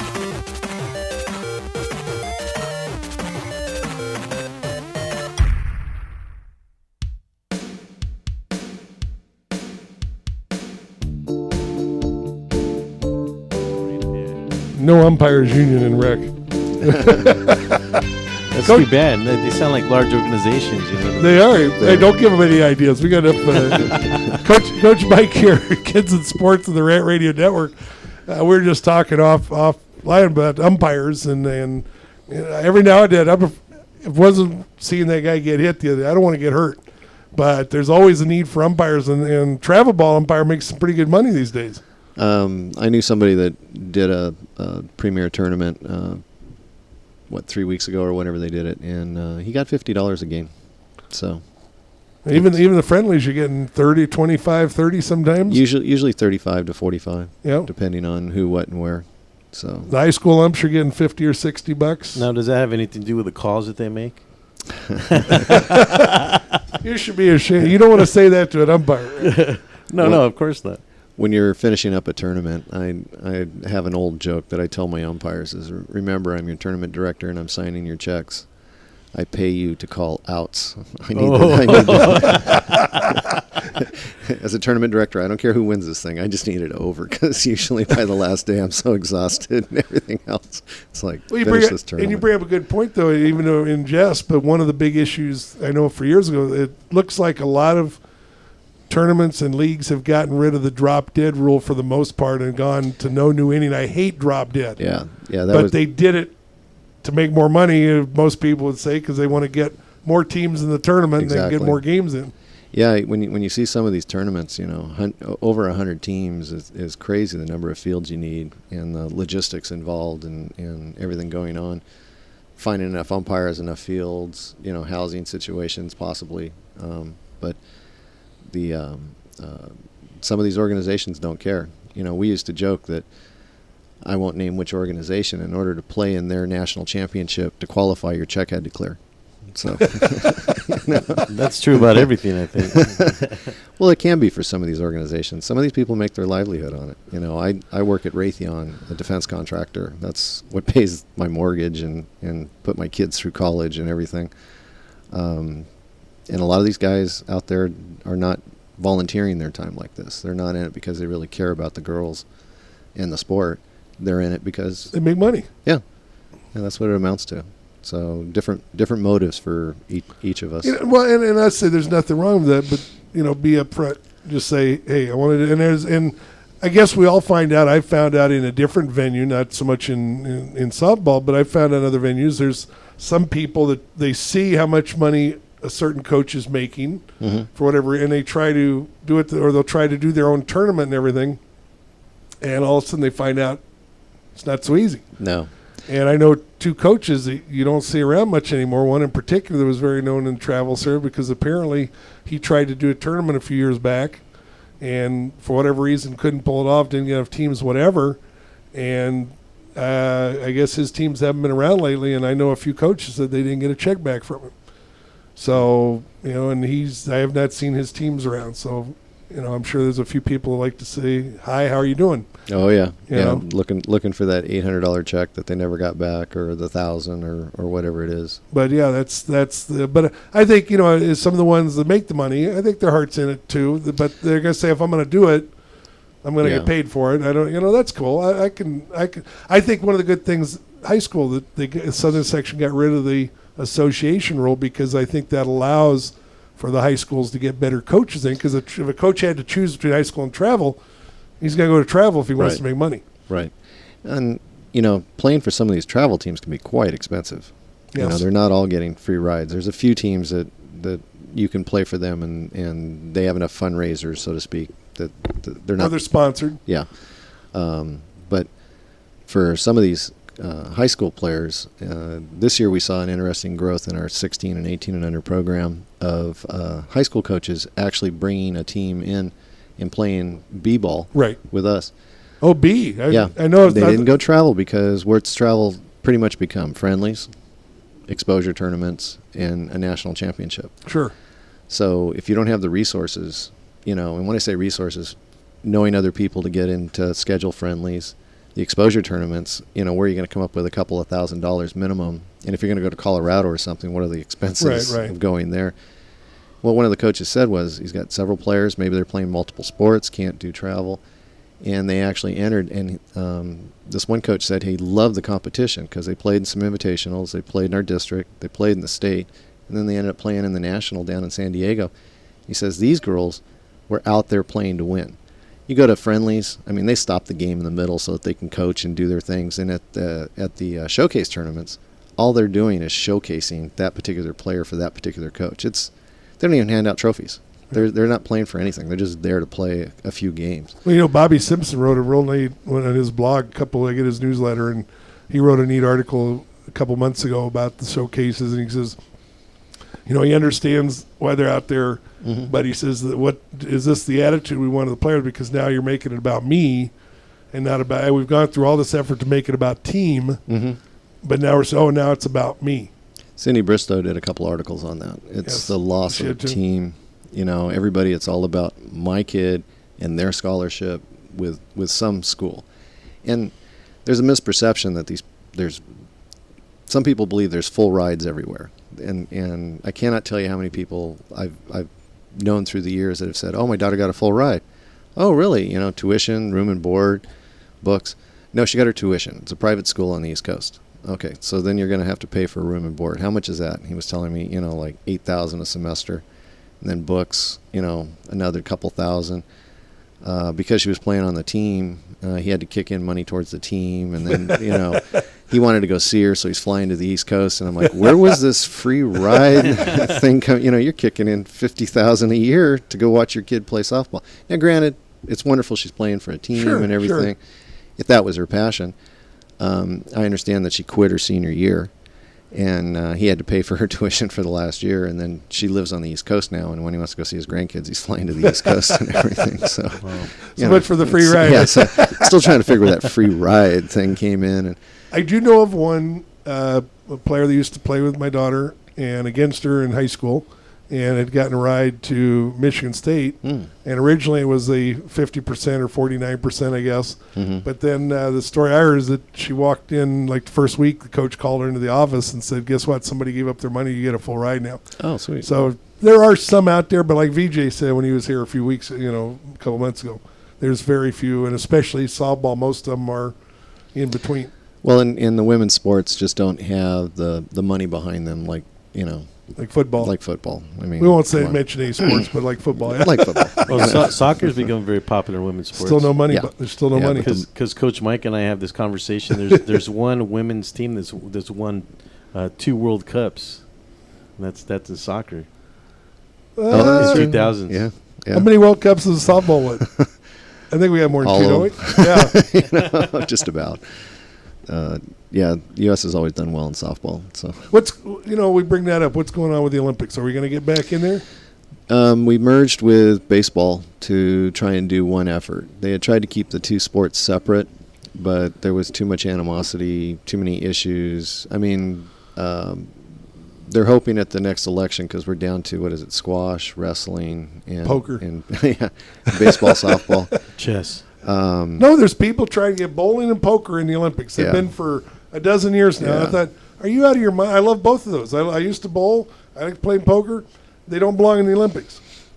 Well, we're hoping to get in. They're still pushing it. There's just so much politics at the Olympics. Well, the same president's there is still right, and he doesn't like us too well, is what I've heard. Yeah. Well, unfortunately, baseball really gave softball a black eye. Oh, really? How's that? Yeah. They were trying to get Major League Baseball to stand down during the Olympics, the same way that the National Hockey League stands down during the Winter Olympics. Okay. So they were trying to get corporate sponsorships, and they were working on trying to get all that. And then the Players Association said, we're not going to do it unless you waive the drug testing requirements. That are at the give me a Olympic level." break. That's a true story. And then when they voted for to see if softball was going to be in, you had to have a majority vote, and it ended up 50-50 with one abstention, a gentleman by the name of Jim Easton, as in Easton Sports, and he sold sporting goods equipment, obviously. Thanks, just killed another sponsor for me there. Well, he wouldn't vote, so he abstained, and we didn't have a majority, so we ended up being elected out that year, or being dropped as a sport. But Major League Baseball was what they were looking at softball as women's baseball, which it's not. Right. I mean, they're two different games. sports. But the drug testing was a major deal with the Major League Players Association, saying we'll do this. You know, we could work towards standing down for a couple of weeks and going back to our countries and representing them in the Olympics. But they wanted a waiver for the drug testing. You realize that was 10 years ago when that all happened, and so when everything started coming out about the drugs, it was like, what a surprise, you know. Yep. And there was the only argument against having baseball and softball is you have like the World Cup. Mm-hmm. You can have another event. There is another event available that is almost on the same level. I don't know if anything is really on the same level as the Olympics, but like for softball, Team USA now. That's you don't have the same. Who runs Team USA for baseball? I don't know. I mean, you never hear about it. No. And so, like you said, they bring in all the pros and stuff, but for the girls, here you had a lot of girls working to make Team USA, and now they've taken away one of the biggest events they were all trying to hope for, which I would argue is even bigger than a college scholarship. Oh yeah, you know. Crystal Bustos, who was the third baseman, she never finished college, and she was actually at a JC before she went on to the national team. So. Phenomenal lady, real neat, from Southern California. But quick trivia point is that the only Olympic sport that never had a positive drug testing in the history was softball, women's softball. Never had a positive drug testing, and only sport that can say that. Wow. Which I can't see why you would need enhancement in rhythm, gymnastics or the yeah, right. Some of you don't want big muscles in those some of those. They only shoot the drug into the bat, you know. No, that's pine tar. Well, that's different. That's a different. Yeah, that's a different controversy. Boy, is it? I guess that's the sad thing about sports. We're too much more conversation about the controversies than there are about the sport. About all the great things and all the great things that come out of it, and and unfortunately, and I think the sadder thing about that, or a reflection of our society now, is a lot of the young people don't understand that value of I don't want to say it, etiquette or civility or everything else, and now it's all about my sticking up for my team. And that's always been a part of it, but they don't understand it. It's like, so I got caught cheating, big deal. Yeah. So let's take a break. Coach Mike here, Rant Radio Network. We'll be back.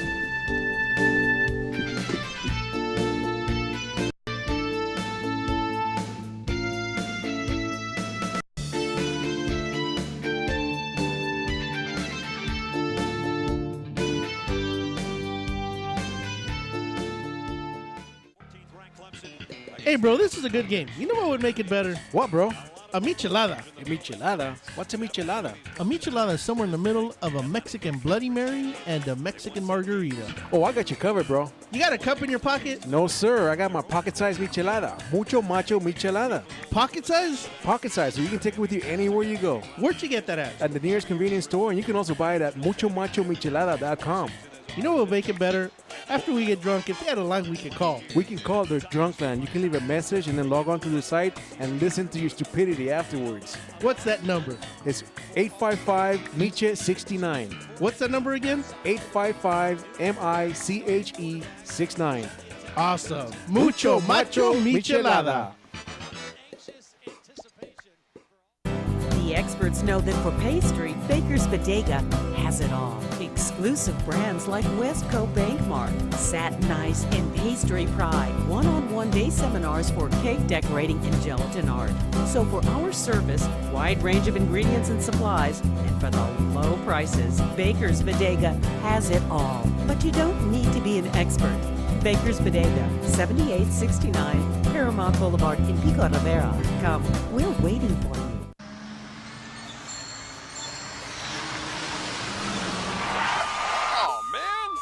TheTicketSurgeon.com. Reach us at 855-WIN-4-199.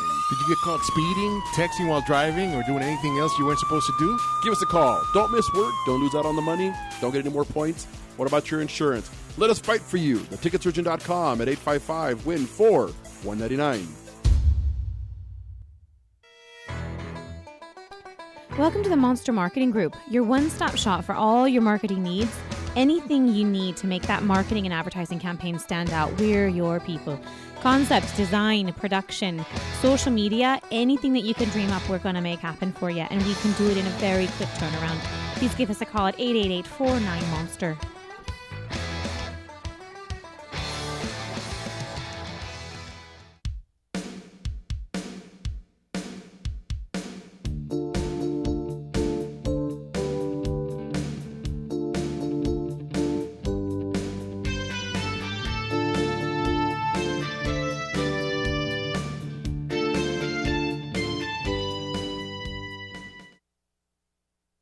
Back on the air right now.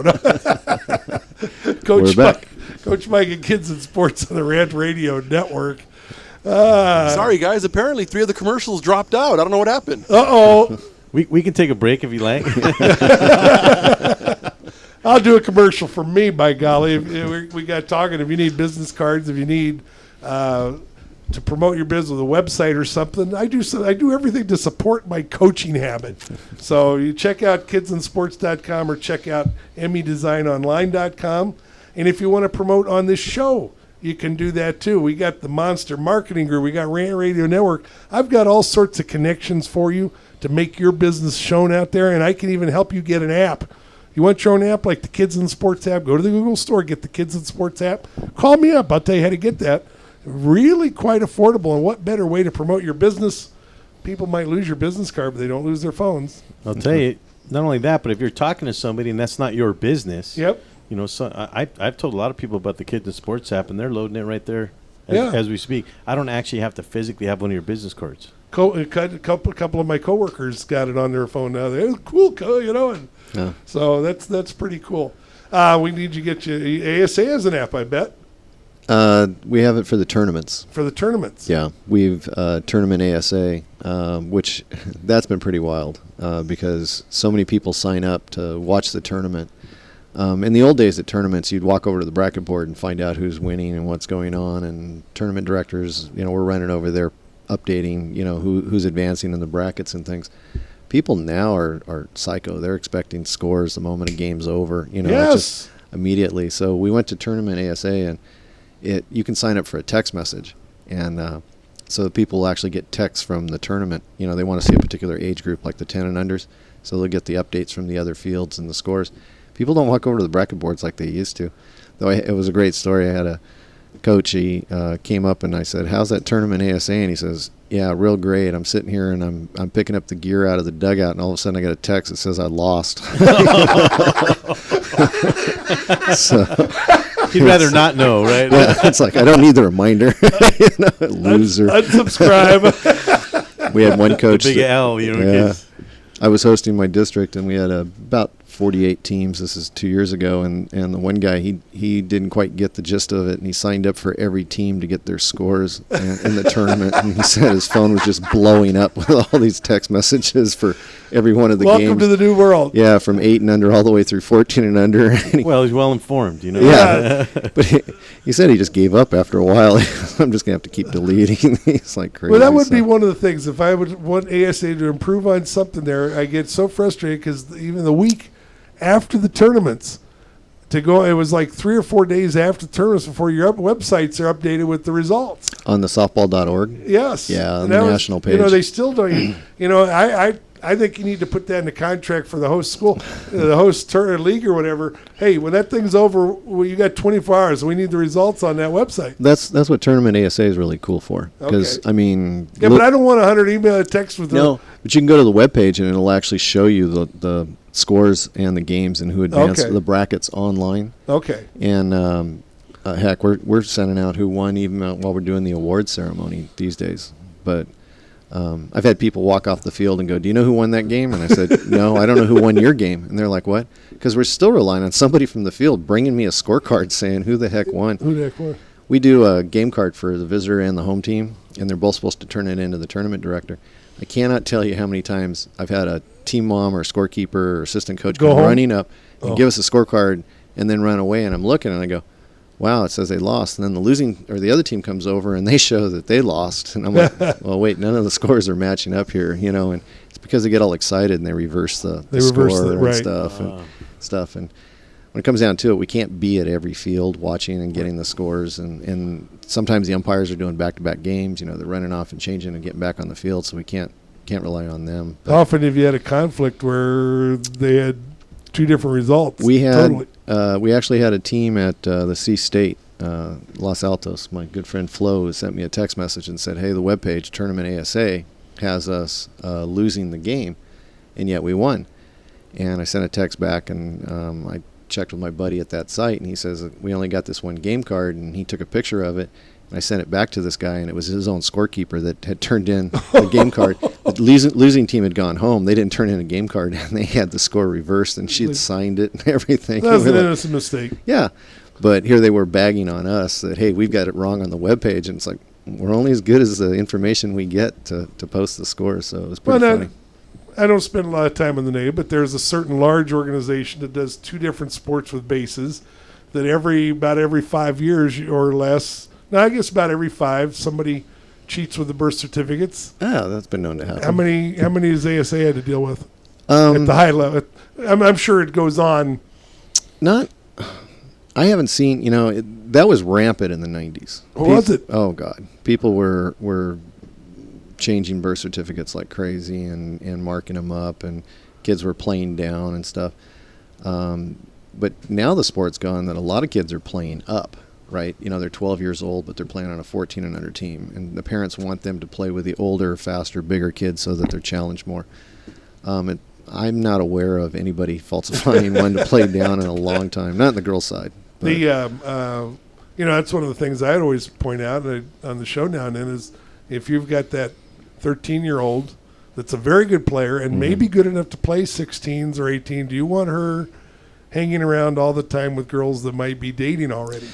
Yeah. My good friend Joanne Vincent has had to deal with that with a team that she went to the Nationals, when bringing a younger girl with the older ones where the maturity level is drastically different can be upsetting, to say the least, because they're on a whole different wavelength. This young lady's worried about her 8th grade graduation, and these other young ladies are talking about very sensitive things young and one issues comes on, and Bob, stuff. what's this mean?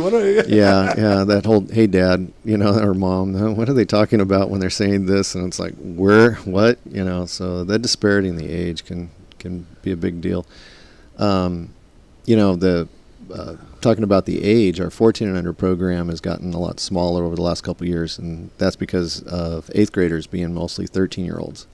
And then 14s are usually a freshman in high school, and they're trying to make their high school program. Sure.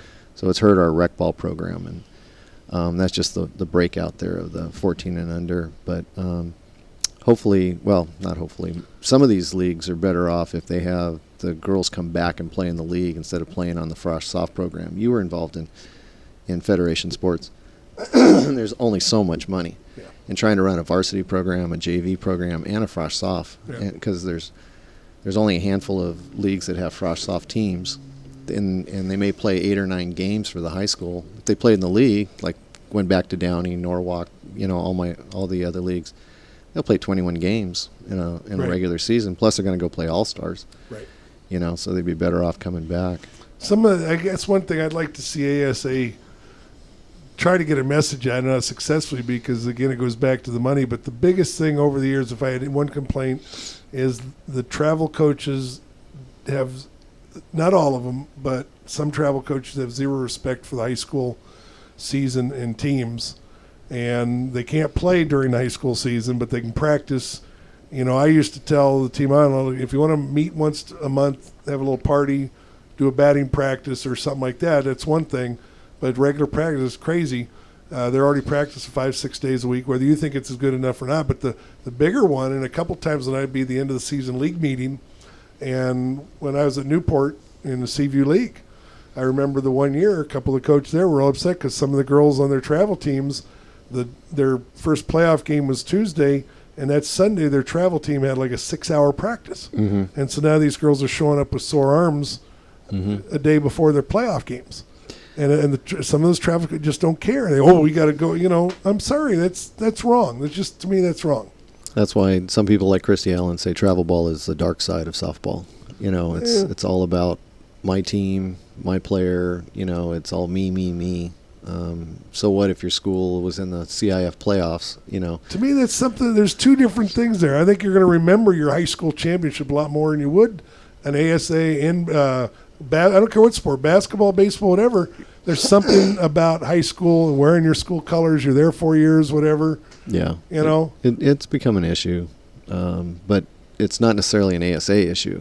You could help get the message. There's two messages out there. That's one. The other one with the colleges is, we were talking about the last show with it, where like USC offered this 8th grader a verbal. Mm-hmm. Colleges, if you want to get them the message about resting a little bit, keeping healthier, be ready for the sport and everything, quit this stuff here where you're offering these verbals out to a 14-year-old kid. There's been so much talk about that. I mean, the National Fast Pitch Coaching Association, which is all the college coaches and some of the travel coaches, they come together and they all say, it's really bad we're offering these scholarships to these players younger and younger and younger. Yet they all do it. Yeah. Oh, but I got to do it because he's doing it. Right, because Alex is doing it. Mike's going to do it. Because Mike's doing it, Bruce has got to do it because these two guys are doing it. And it's like, wait a second. At what point do you just say, where's your character and your ethics in this whole thing?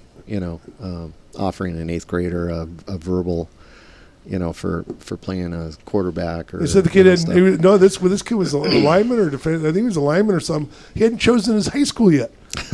But I just heard somebody said, I saw an article where another college coach said that. He says, I don't like this. We got to stop, but we got to do it because to keep up with the Joneses, Yeah. It's mutually assured destruction, right? Isn't that the nuclear deterrent that we had? I won't launch my nukes at you if you don't launch yours at me, but, if we ever do, forget it. Yeah.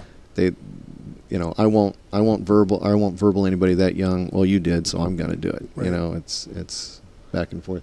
It's not just softball either, because basketball. The basketball coach at the high school I'm coaching at, he said, these kids, there's almost to a lot of them, there is this thing about not caring that they're in the playoffs in CIF, because the next week they got another tournament, with their travel team or club team. So it's a in their mind, they're just tournaments. It's just another tournament. Yeah, and loyalty to your school and your community. It's insane that they would go and give up something like that. A chance to say that, hey, I helped my school, become a champion. But then again, it's the almighty dollar. People chasing the scholarships. Oh my goodness! That's where they lose touch with it all. Speaking of that almighty dollar, we got a commercial break here. Kids in Sports on the Rant Radio Network. We'll be back in just a minute.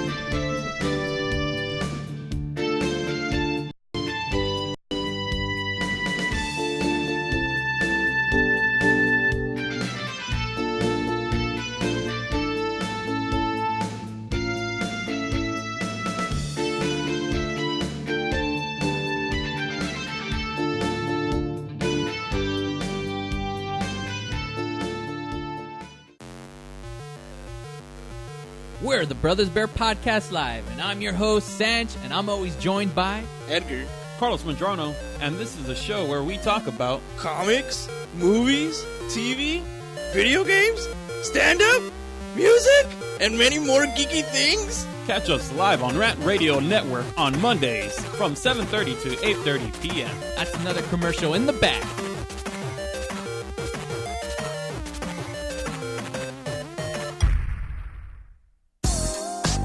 What up, foodie freaks? It's Chef Bev Lazo with the Culinary Trend Show. Join me and my brigade every Thursday night from 8 to 9 p.m. where we will be cooking up some crazy stuff that will give you the appetite for discussion. It's all about the good food, good friends, and good times. Only here on RantRadioNetwork.com.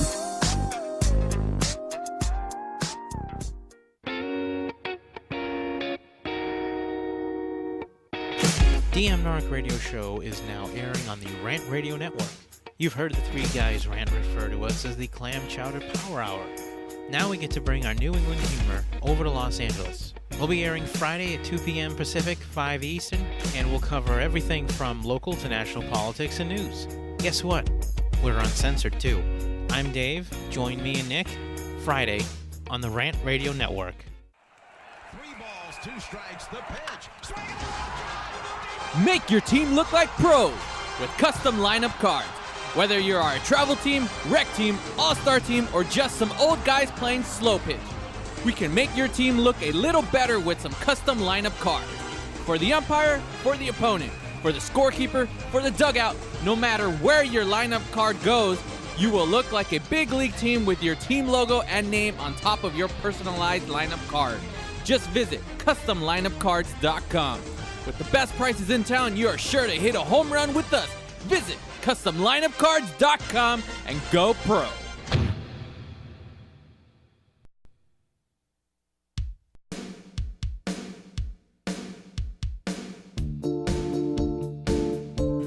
Just remind me. Just trying to help, wherever I can. You got to remind me it's the last segment. You got to remind me, huh? Well, you got to rub it in. We have to have the outro, that's the big thing. Gee, many Chris. My guest today has been Bruce Sawyer, L.A. South Bay District Commissioner for the Amateur Softball Association. Bruce, before I forget, because the reason this has got sort of inside joke, Bruce, is how many shows I don't realize it's the last segment, and we get done, and I didn't give my guests a chance to say how they could get them, how they could get their book or whatever it is. And also, wait a minute, it's 11 o'clock, we're done. In 2 hours, and we have a good time here. How can, if somebody in our area or in another area, maybe they say, I want to talk to Bruce today, how can they get a hold of you? Email or Facebook. There's we have the SoCal Facebook page. Okay. Actually, we've been trying to get that going more, and people can post on there and ask the questions that they want. Also, off of our SoCalASA.org webpage. That's going through a revamp. Unfortunately, it's been around a long time, and with volunteers, things tend to not get done as efficiently as you would if you were paying for it. And there's a few issues on the webpage, but like us on Facebook, and they can always email me with questions at brusawyer@AOL.com, which you can find off the webpage. Still use AOL, huh? Yeah, I'm one of those. It's pretty amazing. The dinosaur is still out. Yeah, I don't have. No, take it easy. It's a veteran. A veteran, yeah. Okay. I was one last comment before we go. We got a couple minutes, but earlier in the conversation, you said the last several years travel ball was growing. Now, I'm always glad to see there are those teams that are $50 a month, and they'll take the kids that don't make the elite teams and help them to compete and have fun, whether they're making a big deal about it. But I'm surprised it was, because I thought with the economy there were kids coming back to rec more because they couldn't afford it. There's been some, in some communities it's gone both ways. I've had some travel teams fold and come back to the league because they found out it wasn't everything they expected. When I said it was growing, it's not growing the right way. Oh, okay. I coined a phrase years ago that Mike Shucks always liked. I call it T-shirt travel ball. How many can you collect? Well, they just there was one travel team that broke off from a league, and he called me and he says, "Okay, we've copyrighted the name, and now you got to go find me some fields." And I said, "No, cowboy, I'm the rec ball guy. And oh, by the way, I can give you the name of the person that handles your age group for travel ball, but they're not going to go find And you he's an fields attorney. either. You know, well, they have no concept as to what all it takes. You know, getting permits for fields, scheduling games, buying uniforms, paying umpires, fundraising, you know, travel plans, all the registering the kids, insuring the kids, handling all those kind of things, because the league always did that for them. Right. Once again, I'm not anti-travel ball. I'm anti-T-shirt travel ball, which is people that don't know what they're doing, taking off and just grabbing a bunch of kids, leaving a league, having a terrible experience. The team, you know, like 90% of the new travel ball teams will fold within 6 months. Oh, that quick? Yeah. Wow. Yeah, they won't even go to a national championship. They won't go to an ASA qualifier. They'll fold. They may go to one or two things, but then they find out that there's a little fish in the big pond. Yeah, and you know, they're legends in their own minds. You know, they'll walk around and say, well, you know, we played the Firecrackers and we lost 5-3 to them. And it's like, you lost. Okay, I'm supposed to be impressed. You know, they were just happy they made 3 runs. Yeah, and unfortunately, you talk to somebody that was there, and the other coach, you know, they got 5 runs in the first inning, and the guy says this is a joke, and then, you know, the last inning, and what the other team is doing is they're taking advantage because this other team is paying half of the umpire fees. Sure, they're using it as an organized practice, right? So they're not taking these T-shirt travel ball teams seriously. They're just taking advantage of them. Get them in the tournament. Get them in the tournament.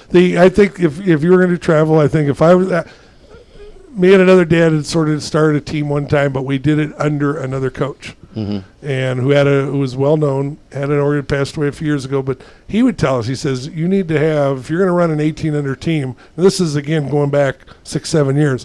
He said you've got to have at least $40,000-$50,000 to go through a year behind you, right? If you're going to do it right.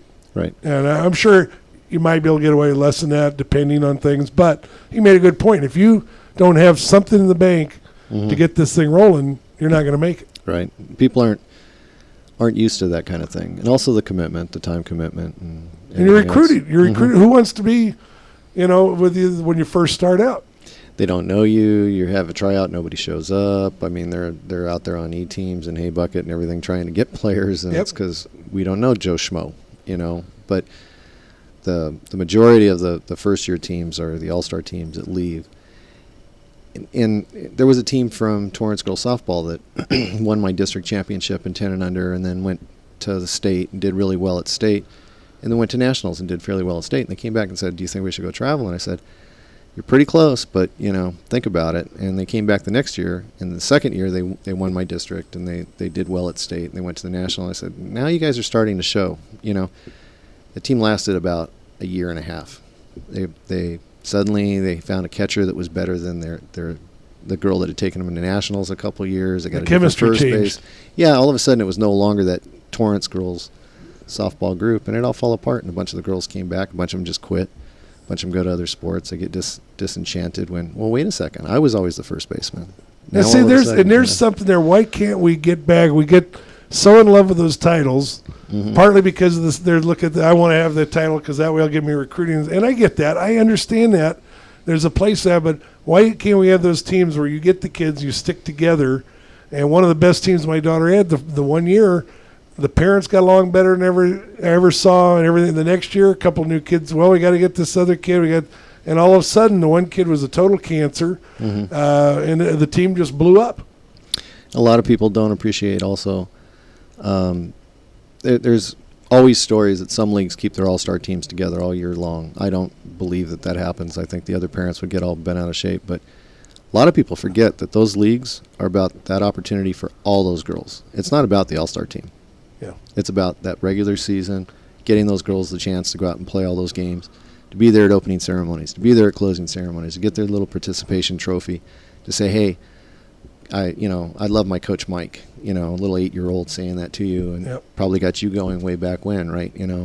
Just seeing those young little ladies out there and then running into them again as the years go on and stuff. I mean, some great memories come out of all that. And I hate to tell you this, Bruce, it does happen sometimes, though. There are a comment somebody made once in one of the leagues. I won't say where we're at, but I heard a mom that was showing was the 8 and under team or 10 and under team, and they brought forth the 14s, and they said, you keep doing like this, you'll move right up. You'll be in the 14 All-Stars, literally. And they would literally. Well, as we all know that the better players are going to make favorites. it. Everybody right? has favorites. Yeah, but even when I had my league, North Torrance, there were 6 girls that probably played 8 and under all the way through 14 and under. Right. I do a seminar on all-star selection, and I say, how many of you as a league, and I got a room full of leagues, probably 80 leagues or more represented by a couple hundred people, and I say, let me see a show of hands of your league has no problem with the first 6 that got selected for all-stars, and everybody raises their hand. Oh. I said, it's the second 6 that gets selected That's for right. all-stars that all your controversies. I mean, there's always that core of players that you just go, it's a given. Right. She's phenomenal. She's phenomenal. There's no issue at all with the first half of the team. It's the second half of the team. Second half of the team that causes, yep. Yeah, that the controversy comes down. My daughter had a better batting average. My daughter had a better pitching record, or whatever. People are saying, gee, but there's baggage with the parents. The kid's got an attitude. She's a good athlete. Making the great chemistry of a team. It's more than just ability. Yeah. And sadly, there's one there because I actually had an issue with that the one year where there was a very good player on my team, and there were certain people that didn't want the daughter on the All-Stars because they didn't like the mom. Mm-hmm. And, and I just told them one day because they'd made a comment to us, and it was all the comment that was sort of made to us at the time was, to me and my wife, was like, we sort of already know who our All-Stars are. Mm-hmm. What are you going to do? And we said, well, isn't she obvious? Well, no, And I said, wait a minute, forget the mom. Shouldn't it be about her? Shouldn't it be about the kid? And sometimes you got to put aside, and I agree, there's that chemistry. Is the mom going to fit in? I don't care if it's travel or rec. You're going to get some of that. Oh, yeah. There's some parents that just choose not to fit in. They think they can come on to any team and dictate where they're going and all that. The dynamics of it all, I'm getting text messages from people. You get a bunch. Did you say something wrong there, Bruce? No. Too bad they're not teleprompted onto the screen there. Yeah, let's put them up on the screen there. I've got so many stories of all-star teams of issues and young ladies that older boyfriends and coaches coming to me saying, can we remove her because this is a real bad situation and single dad and things like that. But the chemistry of it all. Sometimes you just want that young lady because her dad's one of the greatest pitching coaches in the whole league, and she's coming aboard because I need the dad as a coach. And some managers are great on the field but have no administrative, and they need a good team mom. So you might need to draft a girl just because the mom is keeps the book, makes the schedules, books the hotel rooms, and figures the practice fields, handles all that kind of stuff for them. No kid. Bruce, I know we're getting wind down. I want to run into the music before, you are a volunteer, and I see all the text you've coming in for 2 hours, so we know you're a VIP of definite proportions, so we definitely thank you for spending your time with us today, and maybe we can do this another time. We can bring Christy or Mike in. And I'd love to get Christy out here. She would have been here if she wasn't sick. Oh, and anytime you got a team that has an accomplishment or does something unique, feel free to refer. I love to bring teams in. We had a blast when we had the Nora girls here. Yeah, Mike and company, they're a great bunch, aren't they? Yep. Those young ladies are something. So. Well, and I've watched. Smart. Yeah, smart girls. I watched them when I was coaching over there. How the guys would do the 8s and the 10s, and like we kidded Mike. Yeah, he does yell a little bit, but he's encouraging and he's yelling. Right. Can we tone down the yelling? Yeah, probably, but there's a difference between just having a loud voice. I got a loud voice. Yeah. But what are you saying to the girls? What's the message? And they do a great job over there at Norwalk. They got a good league. I'm very proud of them. They're one of my leagues. I had a lot of fun coaching over there. Some really neat parents. I had a couple of, hey, you want me? They knew I was a high school coach there, and they go, I said, I'd kid them. It's okay. You want me to stay here? I need menudo on Saturdays. And I had a couple of dads every Saturday. I had a nice big bowl of menudo there for me. You're a menudo eater, I see. Oh, I love menudo. Oh wow, I make the best menudo in town. You're gonna have a hard time. I know a couple of places that are pretty good. Not at all. Bruce, thank you. Any last comments before you go on your way? Any last shout outs? Shout out to all the LA South Bay leagues. There you Good go. luck. Time for fall ball if you're not already playing. And is it started yet? Usually after Labor Day. After Labor Day. Okay. We'll be looking forward to do it. Thanks again, Alex. Thanks for helping me out as always. Thank you, sir. And Phil, thanks for the job on the board in there. Kids in Sports and the Rant Radio Network. Stay tuned for other great shows, and we'll see you next Tuesday.